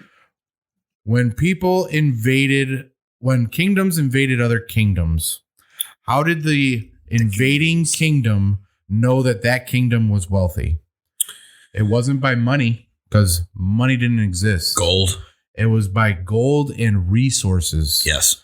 It was what was tangible. Technology probably more advanced weaponry. Correct. It was what made them a stronghold. Yeah. Let's adapt that stronghold into our culture, and let's take this gold to fund all that, because we can pay the other kingdoms with this gold. Mm-hmm. Yes, it's a bartering system. Yes, it was. It's not a fucking money situation. It's a bartering system. It's not fiat money. It's not currency. Yeah, that shit does not exist. The reason that currency was invented, is a really good book. To keep the man low so that you always have something to attain, because you always have the rich and you always have the poor. That's why money exists, because you have to have the rich and you have to have the poor. There's always the must-haves and there are always the won't-haves. Yes, exactly. That is it. That is why money exists today. Yes. Money doesn't mean dick. It doesn't really, in the grand scheme of things, why it was just created. Like your fucking credit score. You know what your credit score equals? The wealth of you. Yeah. You know what kind of bullshit that is? The government is saying you're worth 730 points. Yeah, it's point. We're going to a credit system. It's the early point system. They've had that forever. People say it's like, oh, it's just it's their way of like making sure you're a good person or whatever, blah blah blah. I was like, no, I go, it's their way to just keep you as the cash cow. And then you watch shit out of like it, because eventually if you get rich enough, guess what? Your credit score doesn't fucking mean shit. It doesn't mean dick. You have enough money, you can buy anything you want. Exactly. This guy, I'm gonna tell you, Ray Dalio, though, you said it's the haves and the have-nots. Yeah. And the book, the most recent one, I can't remember what the hell it was named, but I read the first two. The whole book is like 5 different books, and the first 2 of them are pretty much the history of money and why people decided to create money. Yeah. And a lot of it always started. It's the same cycle throughout everything, and it starts, like you said, as a barter system. Yeah. I have hay, you have whatever, you have grain. I have hay, you have goat. Give me milk. Goat for hay. Yep. Yeah. The problem was, as people, and then gold became, for whatever reason, and I never understood, like probably because it's the most, the Anunnaki, the precious metal. Yeah, you get deep into it, right? You get deep into the meaning of why gold is the most precious metal. It's also finite. Again, it comes from meteorites. There's only limited amount on this planet. If you took all the gold in the entire world and melted it down, it would raise up like 5 or 6 meters above a tennis court. Yeah. That's it. And that's it. That's the whole thing. That's all the gold in the world. Every single piece of gold. Just granted, it's a big ass cube. Yeah, it's a huge cube. In the grand scheme, that's how much gold we have in the earth, world, in the earth. Yeah, that's crazy.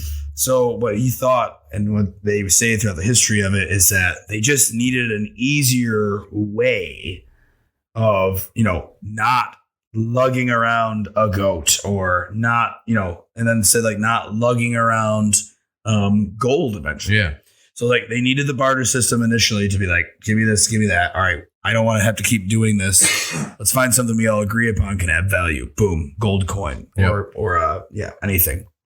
So that became easier to carry around. Problem is when you get away from the gold standard, like we are now, and the whole inflation happens, is because it's not based on anything. Yeah, it's based on a printer machine that they just automatically say, we need this much money to fund whatever the fuck we're gonna give to ourselves. Yep. That's how it works. It's not such a far-fetched idea to understand how a fiat currency works, how it gets out of control, and how it's happened forever.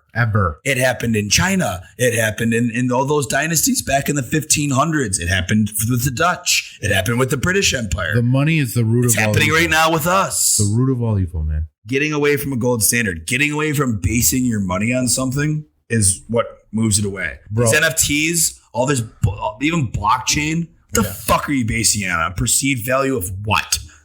Digital numbers. Scarcity. Scarcity. Scarcity numbers. Of a digital thing that they can jack up whenever the fuck they want. I understand the way that Bitcoin is how it's like it would be difficult to, crack the code or do whatever, but the government can still seize it. Oh, yeah. They can seize whatever the fuck they want. They'll turn your fucking shit off. What do you mean? They own the power. They own everything. Yeah, they'll seize your hard drive, seize your IP. Useless. Yeah. Stupid. Unless, what? Do you have so many of them that the government can come in like Silk Road and take all your shit away? Yeah, immediately. What do you mean? Okay, yeah, sure. Let's make NFTs. Let's pay real money that isn't even real money to get shit that's not even close to real money. Well, then you get fucking cats like Sam Bankman-Fried, whatever the fuck his name, that fucking comes in and just cons everybody who's in jail, by the way. Fuck that guy. Finally got arrested. They got arrested. Update on that motherfucker. Yeah, he got arrested. Fuck that guy. In Bahamas. That's right. Fucking dick. But yeah, you get cats like that come up and just con everybody because they're the new wave, I mean, it was easy to do it because they had the celebrity backing. And they were able to pay a lot of celebrities. Yeah, but how did he go to those celebrities and fucking pitches. Because it was cool and they were going to pay him. Well, first of all, they're going to pay him a lot of money. They don't give a shit. Tom Brady doesn't care really about the technology of blockchain. He doesn't even. He's making money, but he lost a lot of money too. Yeah. The worst one was Odell Beckham. And you know that's why a big reason why that he really needs to come back and play is because he took a lot of his salary in Bitcoin and lost a lot of money. Oh, that sucks. Yeah. There's a few players that did it. I was behind it. You know, they were both were for a little while. I would have taken a bonus, maybe. Just to hold on. Like not like a full I'm not taking my whole salary. fucking shit. I'm not 100% sure if he had, but I know people are like, they've said like, okay, it's true. Like he does not, he really does not, he should not have done that. Like it's just the worst financial decision. You take your money in cash and then you put a little bit of it into that type of shit. The problem though is they were sold a golden goose. The Bitcoin but the Bitcoin is on a 3-year cycle. We're on year one. We're on a year one of downfall. So we got 2 more years of downfall. Yes. After that second year of downfall, that bitch is going to fucking skyrocket. Yeah. To fucking 120 grand. And that motherfucker is going to make out like a motherfucker. Maybe. And everybody's going to be like, oh, look at Odell Beckham. Yeah, he may not have money now. That motherfucker's going to make out in the end. Good. Not that I don't condone Bitcoin anymore, but he's going to make out. We'll see. I mean, I don't know. I mean, unless this whole world goes topsy-turvy, which it may well in the next fucking day or so. Who knows? It all goes digital. I mean, Bitcoin's the way to be, right? Yeah, if you're on the fucking meta side of things. Yeah, you gotta get Bitcoin if you think that's gonna happen. There's other coins to get though. There is Ethereum. Go get Ethereum. Ripple. You can get Ripple. But yeah, you need some Bitcoin. That's just the way the world's going to work. Is you're going to need some Bitcoin and you're going to need some Ethereum. You're going to need a little bit of that, and probably Litecoin. What else? You're going to leave freedom seeds. Yeah. And on that note, we'll be back after a short break with the lightning round. Oh shit! Rapid fire.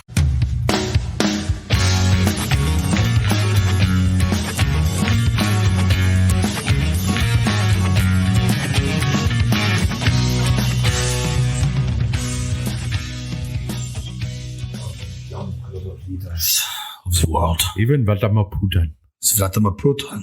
Of course, that was recorded before. Are we back? Sweet. You're not supposed to do that, by the way. Anyways, but you know what? We got to get into, before the rapid fire, our boy Santa Claus. We do it every time. Every time. I will not stop fighting for the people that want to expose this fucking asshole who's eventually going to control the rest of the world. But, you know, until that time, we're going to talk as much shit. Actually, for a while, the bio, I eventually took it out of our Twitter profile, but for a while in there, it said, we'll talk about the WF for as long as we're able to. I got us a few until we're silenced. That actually got us a few extra followers. So, in the past week, there was an article that came out about them saying that, you know, people shouldn't have pets. So your cat and your dog is contributing to global warming. Oh, we'll see how that goes over. You will not touch my dog because I will fuck you up with my shotgun. Yeah, I think that's the most universal thing that most like left and right people have is fuck off with my pet. You touch my dog, we're having problems. First of all, if you think that your dog or your cat's a vegan, you're killing it. So don't do that. Straight up killing it. They're not. They're carnivores. Carnivores. And you're killing they're not they're not vegetarian. They didn't tell you to do that. You're killing them. You're killing them. But you're just following the path of Klaus Schwab. Yeah. So anyways, that's one little thing that I came up and I didn't really get much else on it. I just have to get into the video itself.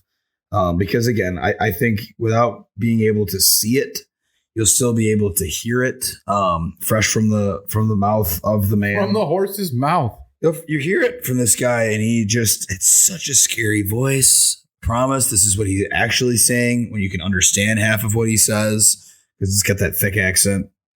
So here he is recently, almost patting himself on the back on a job well done, but getting people ready for the consequences of COVID and the corporations that will now need to fall in line for the world to be able to continue. So here is Klaus that came out on December 12th, 2022. I created the community of global shapers as a means, as a force to shape our common future. This engagement of the young generation. Gotta pause right there. The common future. Common. Everyone needs to be common. Yeah. Get back on TikTok, you fucking liberals. It never has been more important than now, where we have to face the consequences of the pandemic of COVID-19 for creating a more resilient, a more sustainable, and a more inclusive world. You are calling for the international community. Because the more sustainable future I could get behind that in a way. Yeah. The inclusive part. Yeah. It's not going to be fucking inclusive. Oh, no. It's just that they The hit haves and the have-nots, motherfucker. They got to get buzzwords in there. See? It's about being inclusive. Yeah. Okay.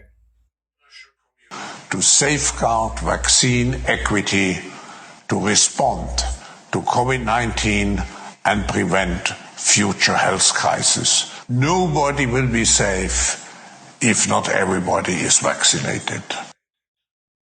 Get your vaccine, people. Yeah, that's fucking scary. His face in this too as well. He's the one time he gets up from his chair and raises his little knuckle towards everybody. Nobody will be safe if not everybody is vaccinated. That's fucking ridiculous. So it's this whole thing for him is about the vaccine equity part of it. But he continues. Young people, you are rallying behind the global wealth tax to manage the alarming surge in wealth inequality. Oh, wait a minute. The young people he's championing for bringing on the wealth tax. That harms who? Does it harm you? No. You're over in fucking Switzerland, you piece of shit. Yeah. Wealth tax doesn't care in Abu Dhabi. Get the hell out of here. Like, I mean, Bill Gates, his buddy. You think the wealth tax is ever going to really affect him? No, yes. He's going to subsidize it through his farmland. He wants to get rid of the people that don't agree with him. Yeah. That's that much of a bell again. Klaus continues.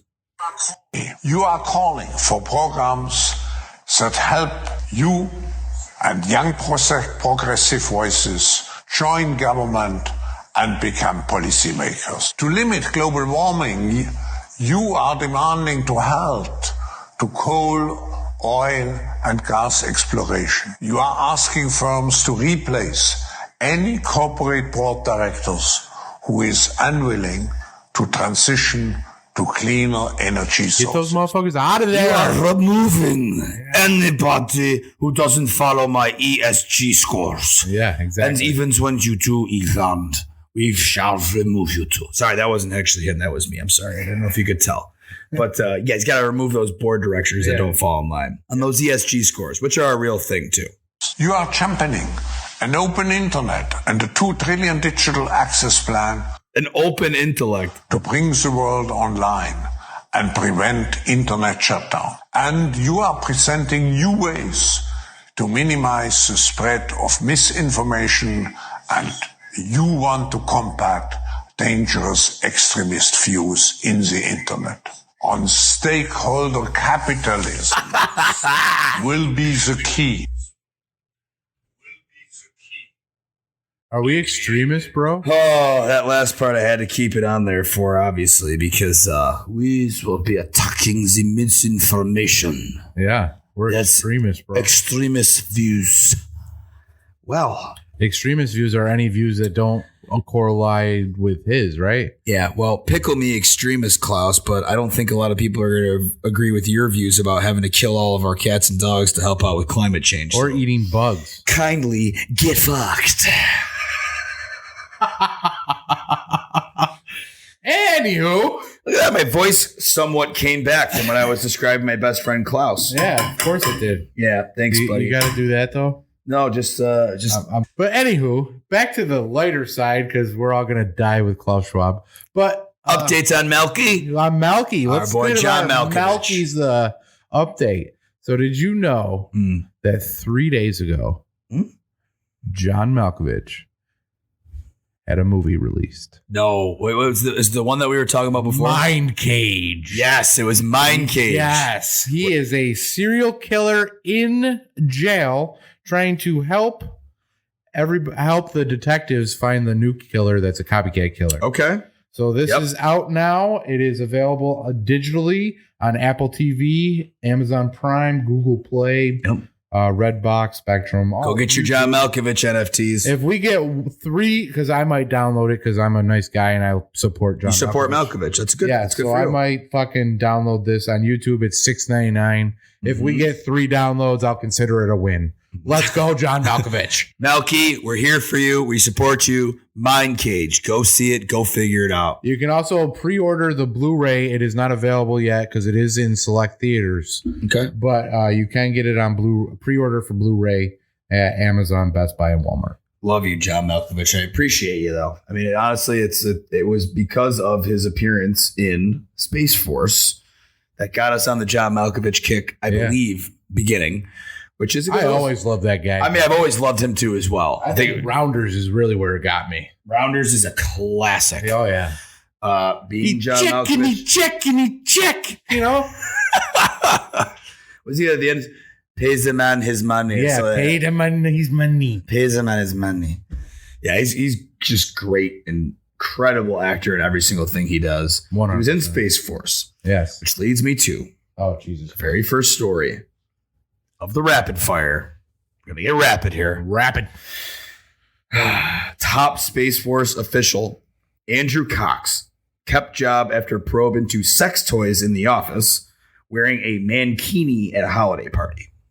So, sounds like something that would come out of the actual Netflix. I think we got to stop Show rapid of fire Steve right Carell. after that. Just right after the headline, just we're done. It's Like, are you fucking kidding me? yeah. Sex, a mankini? Well, he wore it. Well, apparently, I guess he wore it over his clothes, but he kept having sex toys in the office at Space Force. Strange, right? It's like, where does space and sex come into play here? I don't. What really kind know. of sex toys though? I don't really get into the details on the article. It was posted by. It was a New York Post article, obviously. Of course. David Proper had posted this one, but he said he was. What was it? He said when one coworker's claimed that when Cox isn't focused on work, he is out there acting like a 13-year-old boy. That's like someone from the Air Force All right. that was inspecting Space Force. I think they still are like somewhat connected in a way. They like watch over them. Well, or whatever. yeah. I mean, Air Force, Space Force. It's they're let's neighbors. see. Space. Yeah, and he air. wore the green.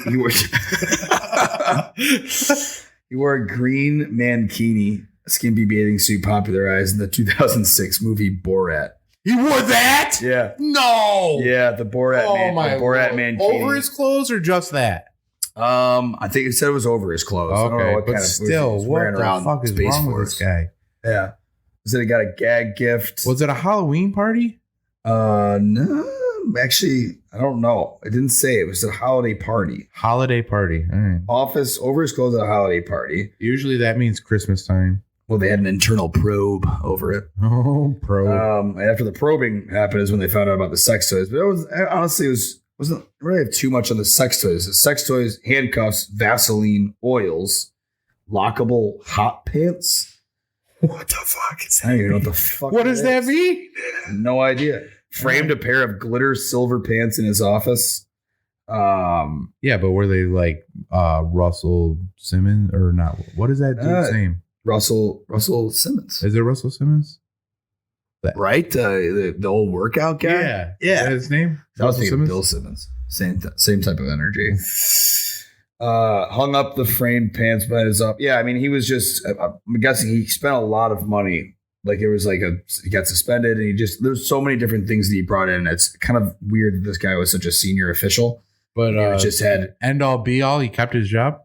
yeah, NWO, he definitely kept his job. Yeah. Nice. He'll All still right. be there. Yeah. He got Cool. suspended. Got a freak at Space, But he kept his job. Space He's still there. Force, whatever. I'm not quite sure if he still wears the mankini around the office, if the framed glitter pants are still up okay from behind there. It was very interesting to have this person at such a senior level position at Space Force, but that's the Biden administration. What are you gonna do? Anywho, to roll on to the next one. You have that pulled up. I'm going to say on the lighter side. I would say on the lighter side, which was on the lighter side of news, which is the American who planted the first Christmas tree farm. yeah. Did you hear about this guy? That's about a history lesson. So, about news, but it's more of a history lesson about this man. W.C. Glabberford, I want to say. Let me look this up real quick. Hang on 2 seconds. Is this one? I didn't know they had like the farms itself because McGallard. Sorry, that was terrible. McGallagher? W.V. McGallard. Okay. So this dude, McGallard from Whitehorse, New Jersey. Jersey guy. Yeah, Jersey guy. Jersey boys. This motherfucker was an entrepreneur. He said in the turn of the century, 1901, he said, I'm going to plant 30,000 trees. People might ask, well, what kind of trees? What does this have to do with anything? Yeah. Well, that motherfucker planted the first Christmas tree farm. Happy holidays from us. Have you ever thought about where Christmas trees came from and how it became so commercialized? You have W.V. McGallard. McGallard. Not McGallagher. That's McGallard from Jersey. This is the real life father Christmas tree. In 2008, they took a tree from his original farm and put that bitch in Rockefeller Center. Nice. Oh, that must have been fucking huge. Oh, he's got probably a lot of Rockefellers over the years. No, it's just the one? From this article, it was just the one. Okay. So in 1907 and 1908, he first started selling these trees. He planted them in 1901. So he had to wait 6-7 years. Was a thing before that to have a Christmas tree? I don't know. It was not a thing. It's like that was just... So in 1880, based on presidents, because whatever.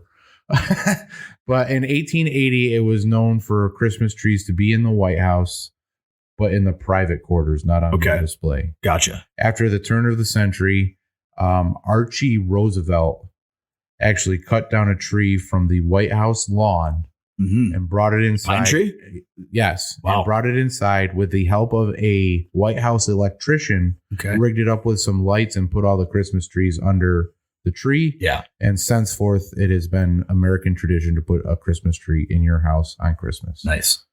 So this guy, before all that happened, had the wherewithal to say, I'm going to plant these fucking trees. Mm-hmm. Smart. Turn of the century thinker there. So in 1907 and 1908, he sold them for how much? $1 a piece. $1 a piece. He had a 10-acre of gravelly field that would not produce any agriculture that could be used. Okay. So what can you plant in that shit? Well, this motherfucker figured out. This motherfucker figured out that you can plant some. You're not growing tobacco. No, but you can plant some pine trees and have a thriving little Christmas business. Tree forest. Yeah. Fuck yeah. And some little more tidbit about W.V. McGallard. He is the father of suburbia. No shit. You know how he is the father of suburbia? Let me hear it. By planting the first Christmas tree farm. He turned a ground. This isn't even a bell. This is just facts. This is just fact. He turned a ground that was gravelly and could not be any fruitful of anything, turned it into a Christmas tree farm, built a whole town around this Christmas tree farm. Yeah. Imported everything because they had nothing to do in the town. There's no infrastructure there. They didn't make anything. It's just Christmas trees. He started with the well. He had one well, connected 2 to 3 homes, wrote the paper, said I could connect 200 fucking people to this well. Nice. And he fucking did. Good for him. This fucking dude did amazing things in the time. So he started Christmas trees. Christmas trees and suburbia. He started the suburbs. The left's going to hate him. Yeah, no shit. Where did that story come from again? White. Oh, no, I know. I already saw it. It was Fox News. Yeah, Fox News. Yeah, there you go. Yeah.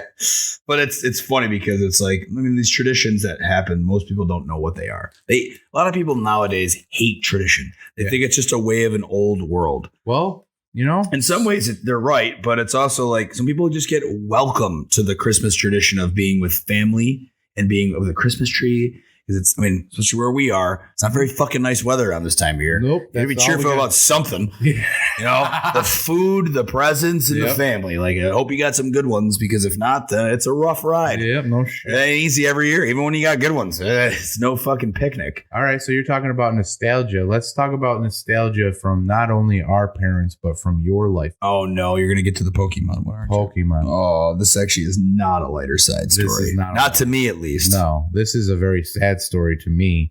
Since 1996, there have been 2 characters in Pokemon that have been staples. I've never gotten this emotional on the show before.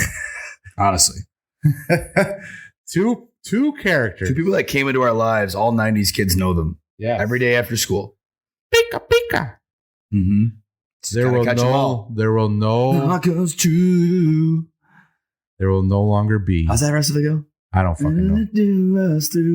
You teach me and I'll teach you Pokemon. Gotta catch 'em all. Pokemon. And you come out and say, is he going for a badge today or is he just being weird with fucking Misty and Brock? What are they doing?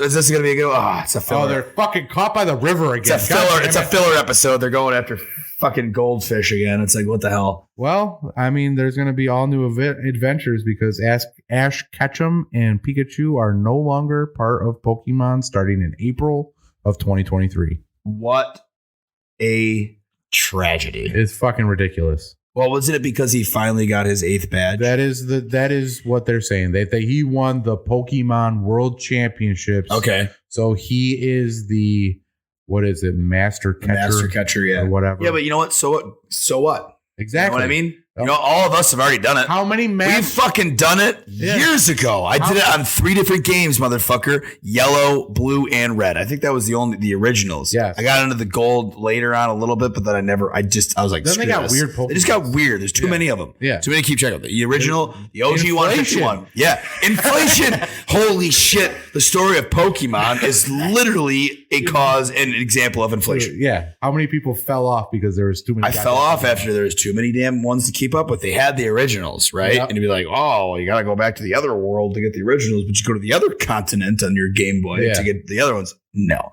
I'm already a 3-time master. Yellow was the hardest in my opinion. How many masters did Ash run into? It took him forever. That was my point. It took him fucking forever. How did it take you 26 years to finally catch them all? But how many masters did he hit along the way?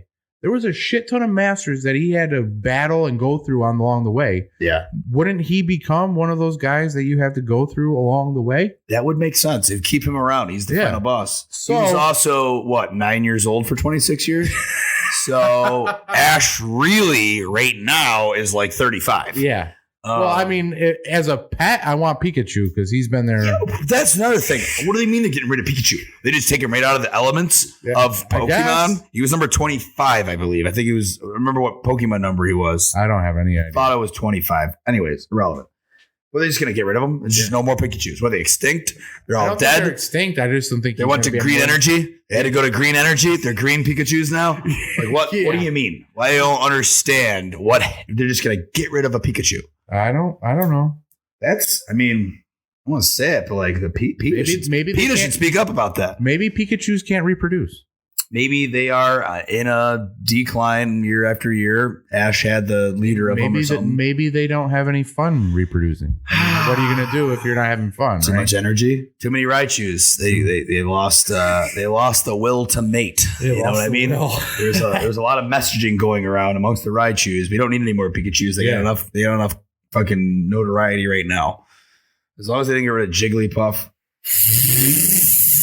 I'm fine with Snorlax. I'm fine with it. It's like whatever. It's like the Charmanders, Charizards, they're always going to be around. Yeah, but it just to me, PETA's got to step up and do something because obviously they can't just let Pikachu go extinct like that. They can't let him go down like that.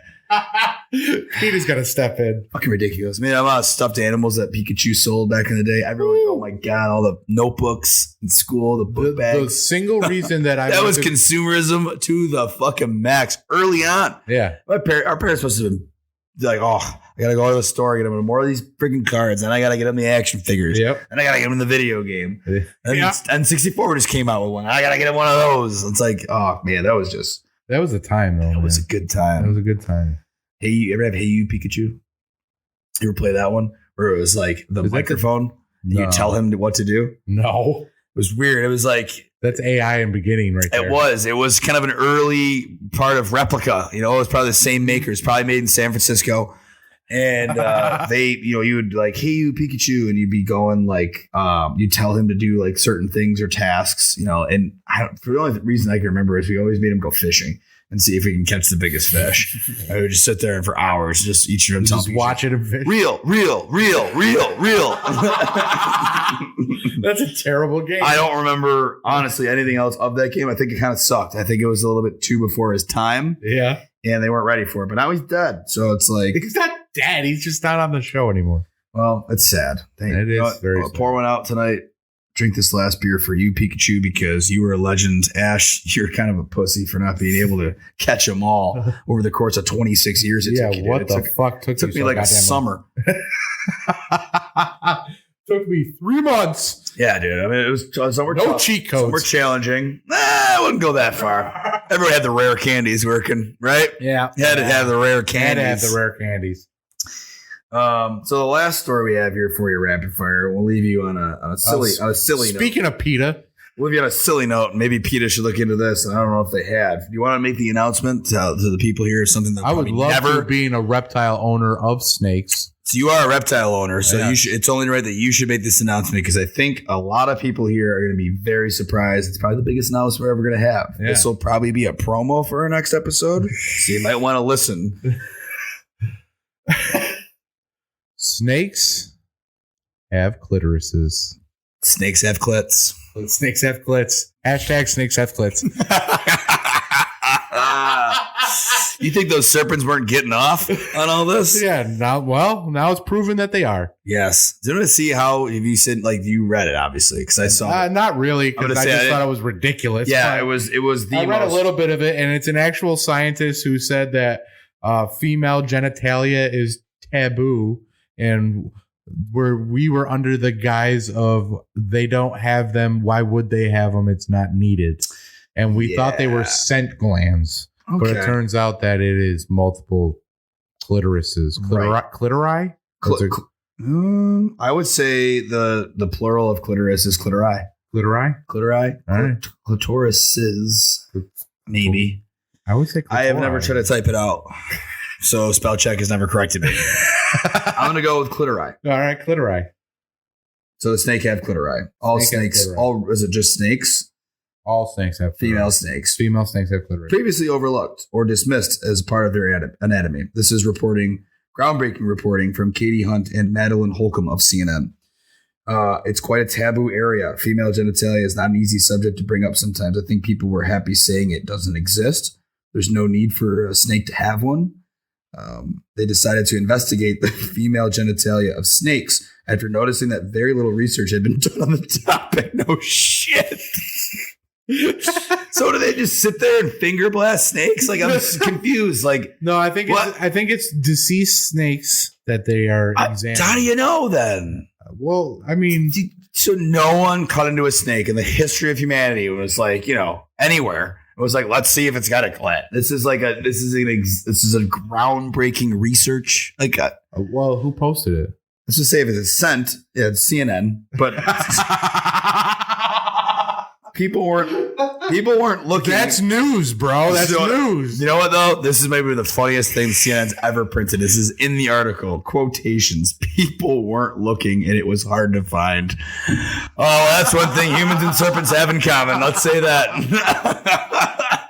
Nobody could find that man in a boat. No one could find it in humans for like 2,000 years, and they finally found it in snakes. Thank God we got that commonality out of the way. Hey, how about this one? Here's another. Oh, ring the bell. They're normalizing serpents. They're normalizing serpent people now because they're like, look, they're just like us. Well, they see, find pleasure in sex. They're not just venomous demon feeders. Those reptiles. They're good. They have clitoris. I also had my. Yeah. Next, they're going to find clitorises in salamanders because Nancy Pelosi's going to shed her skin. Okay. All right, that's fair enough. She's going to shed those mammal glands that she got on her chest too as well. Officially known as hemiclitoris. It has two distinct parts. Oh, this is just saying the role of female genitalia. Do you want to get into that for us, Johnny I Akers, mean, or not? Not sure if I'm the type of guy. I know we've said many, many times we're not well educated. I don't claim. Especially in that regard. I don't claim to be a guy now. I'm not going to go into it that far. I've had but- no complaints. How about that? Yeah, we'll put it that way. It's they weren't looking in the right spots. The work has definitely cleared up the question of whether the clitoris exists in snakes, and also offers up some context on what purpose it potentially serves for snakes. Okay. I don't know how else, what other purpose it is. Just groundbreaking stuff here on CNN. Thursday, December I have no 15th, idea why people are flocking away from CNN. That was world news too. I mean, that went out to everybody. That wasn't even just to us. It'd be like, hey, listen, world, we finally found it. The snake's clit. If you've been looking all this time, stop cutting them up. Our researchers have finally found it. We finally did it. They did it. Science for the win. You know, I'm surprised that Nick Osaga guy didn't write an article about it. Okasa. Maybe he will. Okasa. That's it. Nick Okaza. That's with 2 Ks. Nick, that's with 2 Ks, by the way. 2 Ks of mask on the chin in the middle of the woods. That's our boy Nick with 2 Ks. And that's science for this week on Updates on Humanity. Thank God we got that snake bit out of the way. Though, Yeah, we had to get that in there, though. Those damn serpents. So who would you, let's see, should we run a couple back? Yeah. To Mel Gibson? Definitely. You got one? Do I got one? Got anyone? Which one do you think will lick the snake's clitoris first? Tom Cruise or Mel? Tom. He's already a lizard person, right? So he's already used to it. I think he's really he's borderline for me. I don't know. He goes back and forth. Yeah. I just think Mel Gibson would refuse. He's beyond. It's above him. He'd be like, no, he wouldn't do it for research. He ain't touching that serpent because he's a holy man. Too religious. Yep. Yeah. Again, too religious. He's not coming close to that thing. No. So I'm gonna have to go with a resounding Tom on that. You never know though. I mean, he could have some crazy theory as to why exactly that we needed to do it to advance human intelligence. Well, yeah, something about Scientology will definitely be brought up. I believe it. Yeah. Who do you think? I'm going to say this one, right? Mm-hmm. Who do you think has the better PJ? That would be private jet. For those of you who don't know what a PJ is, who's got the cooler private jet? More importantly, who would you rather fly around in the private jet with? Who's got the dope jet? I'm going to say Mel Gibson because when I picture Mel Gibson in a private jet, I picture Austin Powers' private jet. Really? Yeah. Okay. So with the spinning bed, and I think it would just be a fun ass time. So it's a shag wagon in a way. Yeah. Mile High Club, He's definitely been. I mean, I would say both of them probably joined the Mile High Club at least at one point. And I don't know. I just think it would be a fun time. Yeah, I don't know. I feel like Tom is too neat and orderly, man. I don't know if I'd pay money to fly on either private jet. I don't think either of them were on Epstein Island's list. Could be wrong. I don't know. I don't think either of them were. Well, the list never got disclosed, so how would we know? There's a few versions kicking around. Who knows if forgot that. There's a few versions kicking around, but who knows if they're real or not. But, they're very politically I heard Forrest Gump was on there, on one of those. Yeah, but that's what I'm saying. Like they just, who knows if some fucking right-wing person just was like, these are all the liberal celebrities and we're going to put them on the list and people are going to believe it. I mean, he did become a citizen of Italy when... There's some that are more convincing than others. Others I'm like, I don't know. Ellen DeGeneres, don't get me started. Don't get me started, Ellen. Don't. Whose NFT would you buy? Ooh, this is a good one. Tom Cruise or Mel Gibson? Man, I'm starting to see a lot of images of each of them, but the problem is I'm basically putting them on Trump's face. I'm putting them on the Trump NFTs because that's all I can think of right now. I want you to think of. Okay, what I want you to think of is Tom Cruise and Mel Gibson picture NFTs that are a fireman's calendar. Oh. So all right. Ridiculous. So ridiculous with the suspenders and just trying to be hulking it out. Just okay. Ridiculous. So the Donald Trump style NFTs, not like, because I thought like Tom would get really into like scientific NFTs, and I kind of get behind it because I think that he would have a better vision of where those are going. Yeah, I think his would be worth more. So if you want to be monetarily wise, Tom Cruise. If you want entertainment value and just ridiculousness, you'd probably go with the Mel Gibson NFTs. I would say that Mel Gibson's going to come out with NFTs. Who knows? I mean, this could have made Trump a lot of money if he gets away with it. Because we really didn't get into much about how he's getting investigated. Because I don't really understand how they're going after him. They just do anything to make him look bad. Yeah. I really don't know. Like, if you do know, hit us up. Yeah, hit us up. Leave us a like. Maybe follow us on Patreon. Maybe this is on there. Who knows? I don't know. I'm not the editor. But yeah, I think the best NFT monetarily wise would be with Tom Cruise, but the entertaining ones would be with Mel. Those would be ridiculous. He would be Christ. He would be, I mean, you know what I mean? He would be God himself. On the cross and everything. You know what would be funny is every NFT of Mel Gibson would be like something to do with one of his movies, like the characters of his movies in particular, but it's like him creating that scene. Oh, like he's God in the clouds. He is God in the clouds. He's in every scene as like what, you know what I mean? Like just a weird like spiritual NFT, and it's like a journey, and like he'll somehow twist each movie into being like the NFT journey, and you have to collect them all kind of. So when you said that he was Jesus and I said he was on the cross, the immediate picture that came in was him in the manger with Mel Gibson now's face. Just in baby Jesus, in baby Jesus with Mel Gibson, with Mel Gibson's head. Like, look who's talking. Yeah. Like, look who's talking, but NFT form as baby Jesus. We should pitch this to Mel. We should. Dude, Mel, you need to come out with your own NFTs. I'm not kidding, dude. I mean, that's gold right there. You're selling for $99. You got two people that are going to buy them right here. Right now. Hands down. I'll buy a Mel. I was thinking more of signs. Yeah. I'm more of a signs guy, but fuck it, man. If you want to do a take on Look Who's Talking, do it up. Let's do it. Yeah. So I'd say the NFT, we'll say this on Tom's NFT. They'd be more practical. You'd be able to use something of his will be useful. You'll use that in a meta virtual reality type thing. Like he'd come up with a Tom Cruise, the badass of like, all the movies he was in, the Mission Impossible skin. Yeah. That fucking one that keeps repeating time. He'll be that machine robot thing. Yeah. Yeah. That's what he'll be. That'll be his NFT. So you can just kill anybody you want to in his own world. You think Tom would come up with his own type of metaverse? I'm surprised he hasn't yet. The metaverse of Scientology. Ooh, what is it? L. Ron Hubbard or something? Who's that? The guy who invented Scientology. Yeah, just some random guy. What was that old Bill? Was it a Bill Burr sketch or something like that? It was talking about religion. Yeah. Yeah, that he talked about. Like, it's just like, he's like, it's just some fucking guy. I mean, they got pictures of him. Like he existed. He had a social security number. Like all the other religions, they lived for thousands of years ago. Like the prophets. Like this guy's a real guy. He died. Yeah. Well, that's like the Bible when you read it through. Yeah. Lived for 789 years. He bore children, and then he died. And then he died. Oh shit. I think I was gonna say one more in regards to it was kind of like the AI discussion that we had. Oh, actually no, fuck it. I'll go more fun for this one. Who do you think would catch more Pokemon? Who would become a master first? Tom Cruise or Mel Gibson? Tom Cruise? Dead ass. Yeah, I don't think that was even close. No. I think about it. He'd be very analytical. Yes. He'd take a lot less time than Ash Ketchum. He would fucking go up in the C-130 and survey the area and drop in the most populated area because, he can jump out of planes and just some random ass bullshit because he's Tom Cruise. That'd be good. Yeah. A sketch of Tom Cruise on where Mel Gibson, you would get the Ash Ketchum story.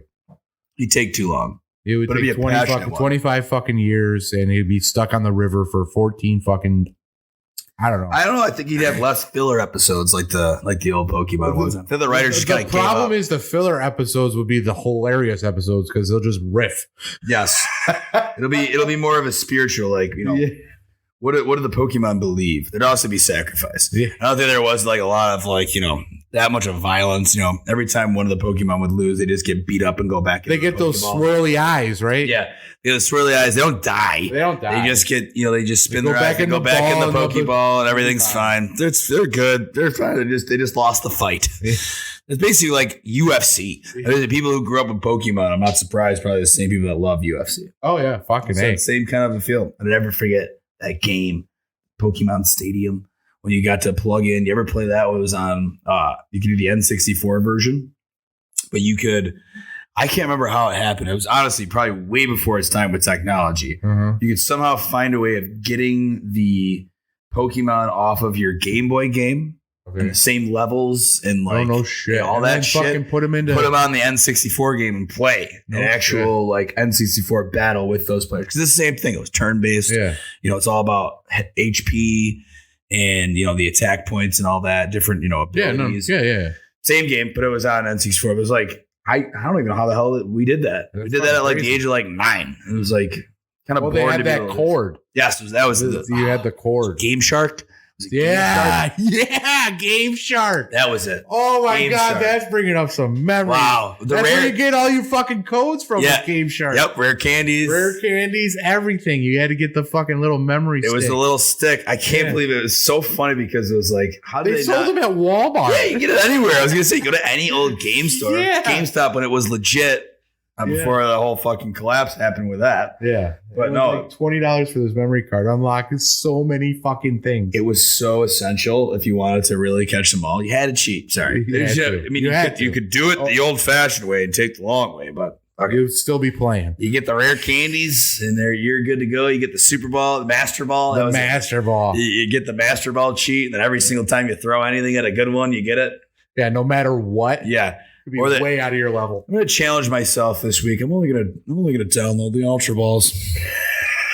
Oh, that didn't work. All right, fine. Give me that Game Shark back. Fuck it. I gotta catch them all. I didn't hit that Mewtwo. What the fuck? If you didn't use the rare candies of the Game Sharks, fuck, you'll still be trying to catch them like Ashwood right now. That's what I'm saying. 25 years later. I don't know. I give Mel some credit there, but I think that one was definitely all Tom. Yeah. So hit us up, Leaving Earth Podcast at gmail.com, at Leaving Earth Pod on Twitter, at Johnny_Anchors on Twitter, at Bijafef. That's Bijafef, BEJAPHETH. It's 2 H's. There's no F's in that name. No F's. There's no F's. That's Bijafef with no F's. I believe that's pronounced right. It's biblical. Look it up. And leave us a comment. If you got any other rapid fire stories for us, any other comments on the Astro Anthology episodes, anything you want us to talk about, anything that you think is interesting, we will talk about. And hit us up on Patreon. That's patreon.com/Leaving Earth Podcast. Don't forget the podcast. And thank you for joining us. Every single one of you. Have a Merry Christmas if you celebrate. A Happy Hanukkah. Happy Kwanzaa. Have a happy holidays. If you don't like to hear happy holidays, then don't have a happy holidays. If you don't like to be happy during the holidays, cheer the fuck up. You fucking Grinch. Yeah. Damn Ebenezer Scrooge's out there. It's the holidays. The time of eternal cheer. Yes. So, on that note, find your Cindy Lou Who. Yeah. Bitch. Merry Christmas. Take it easy.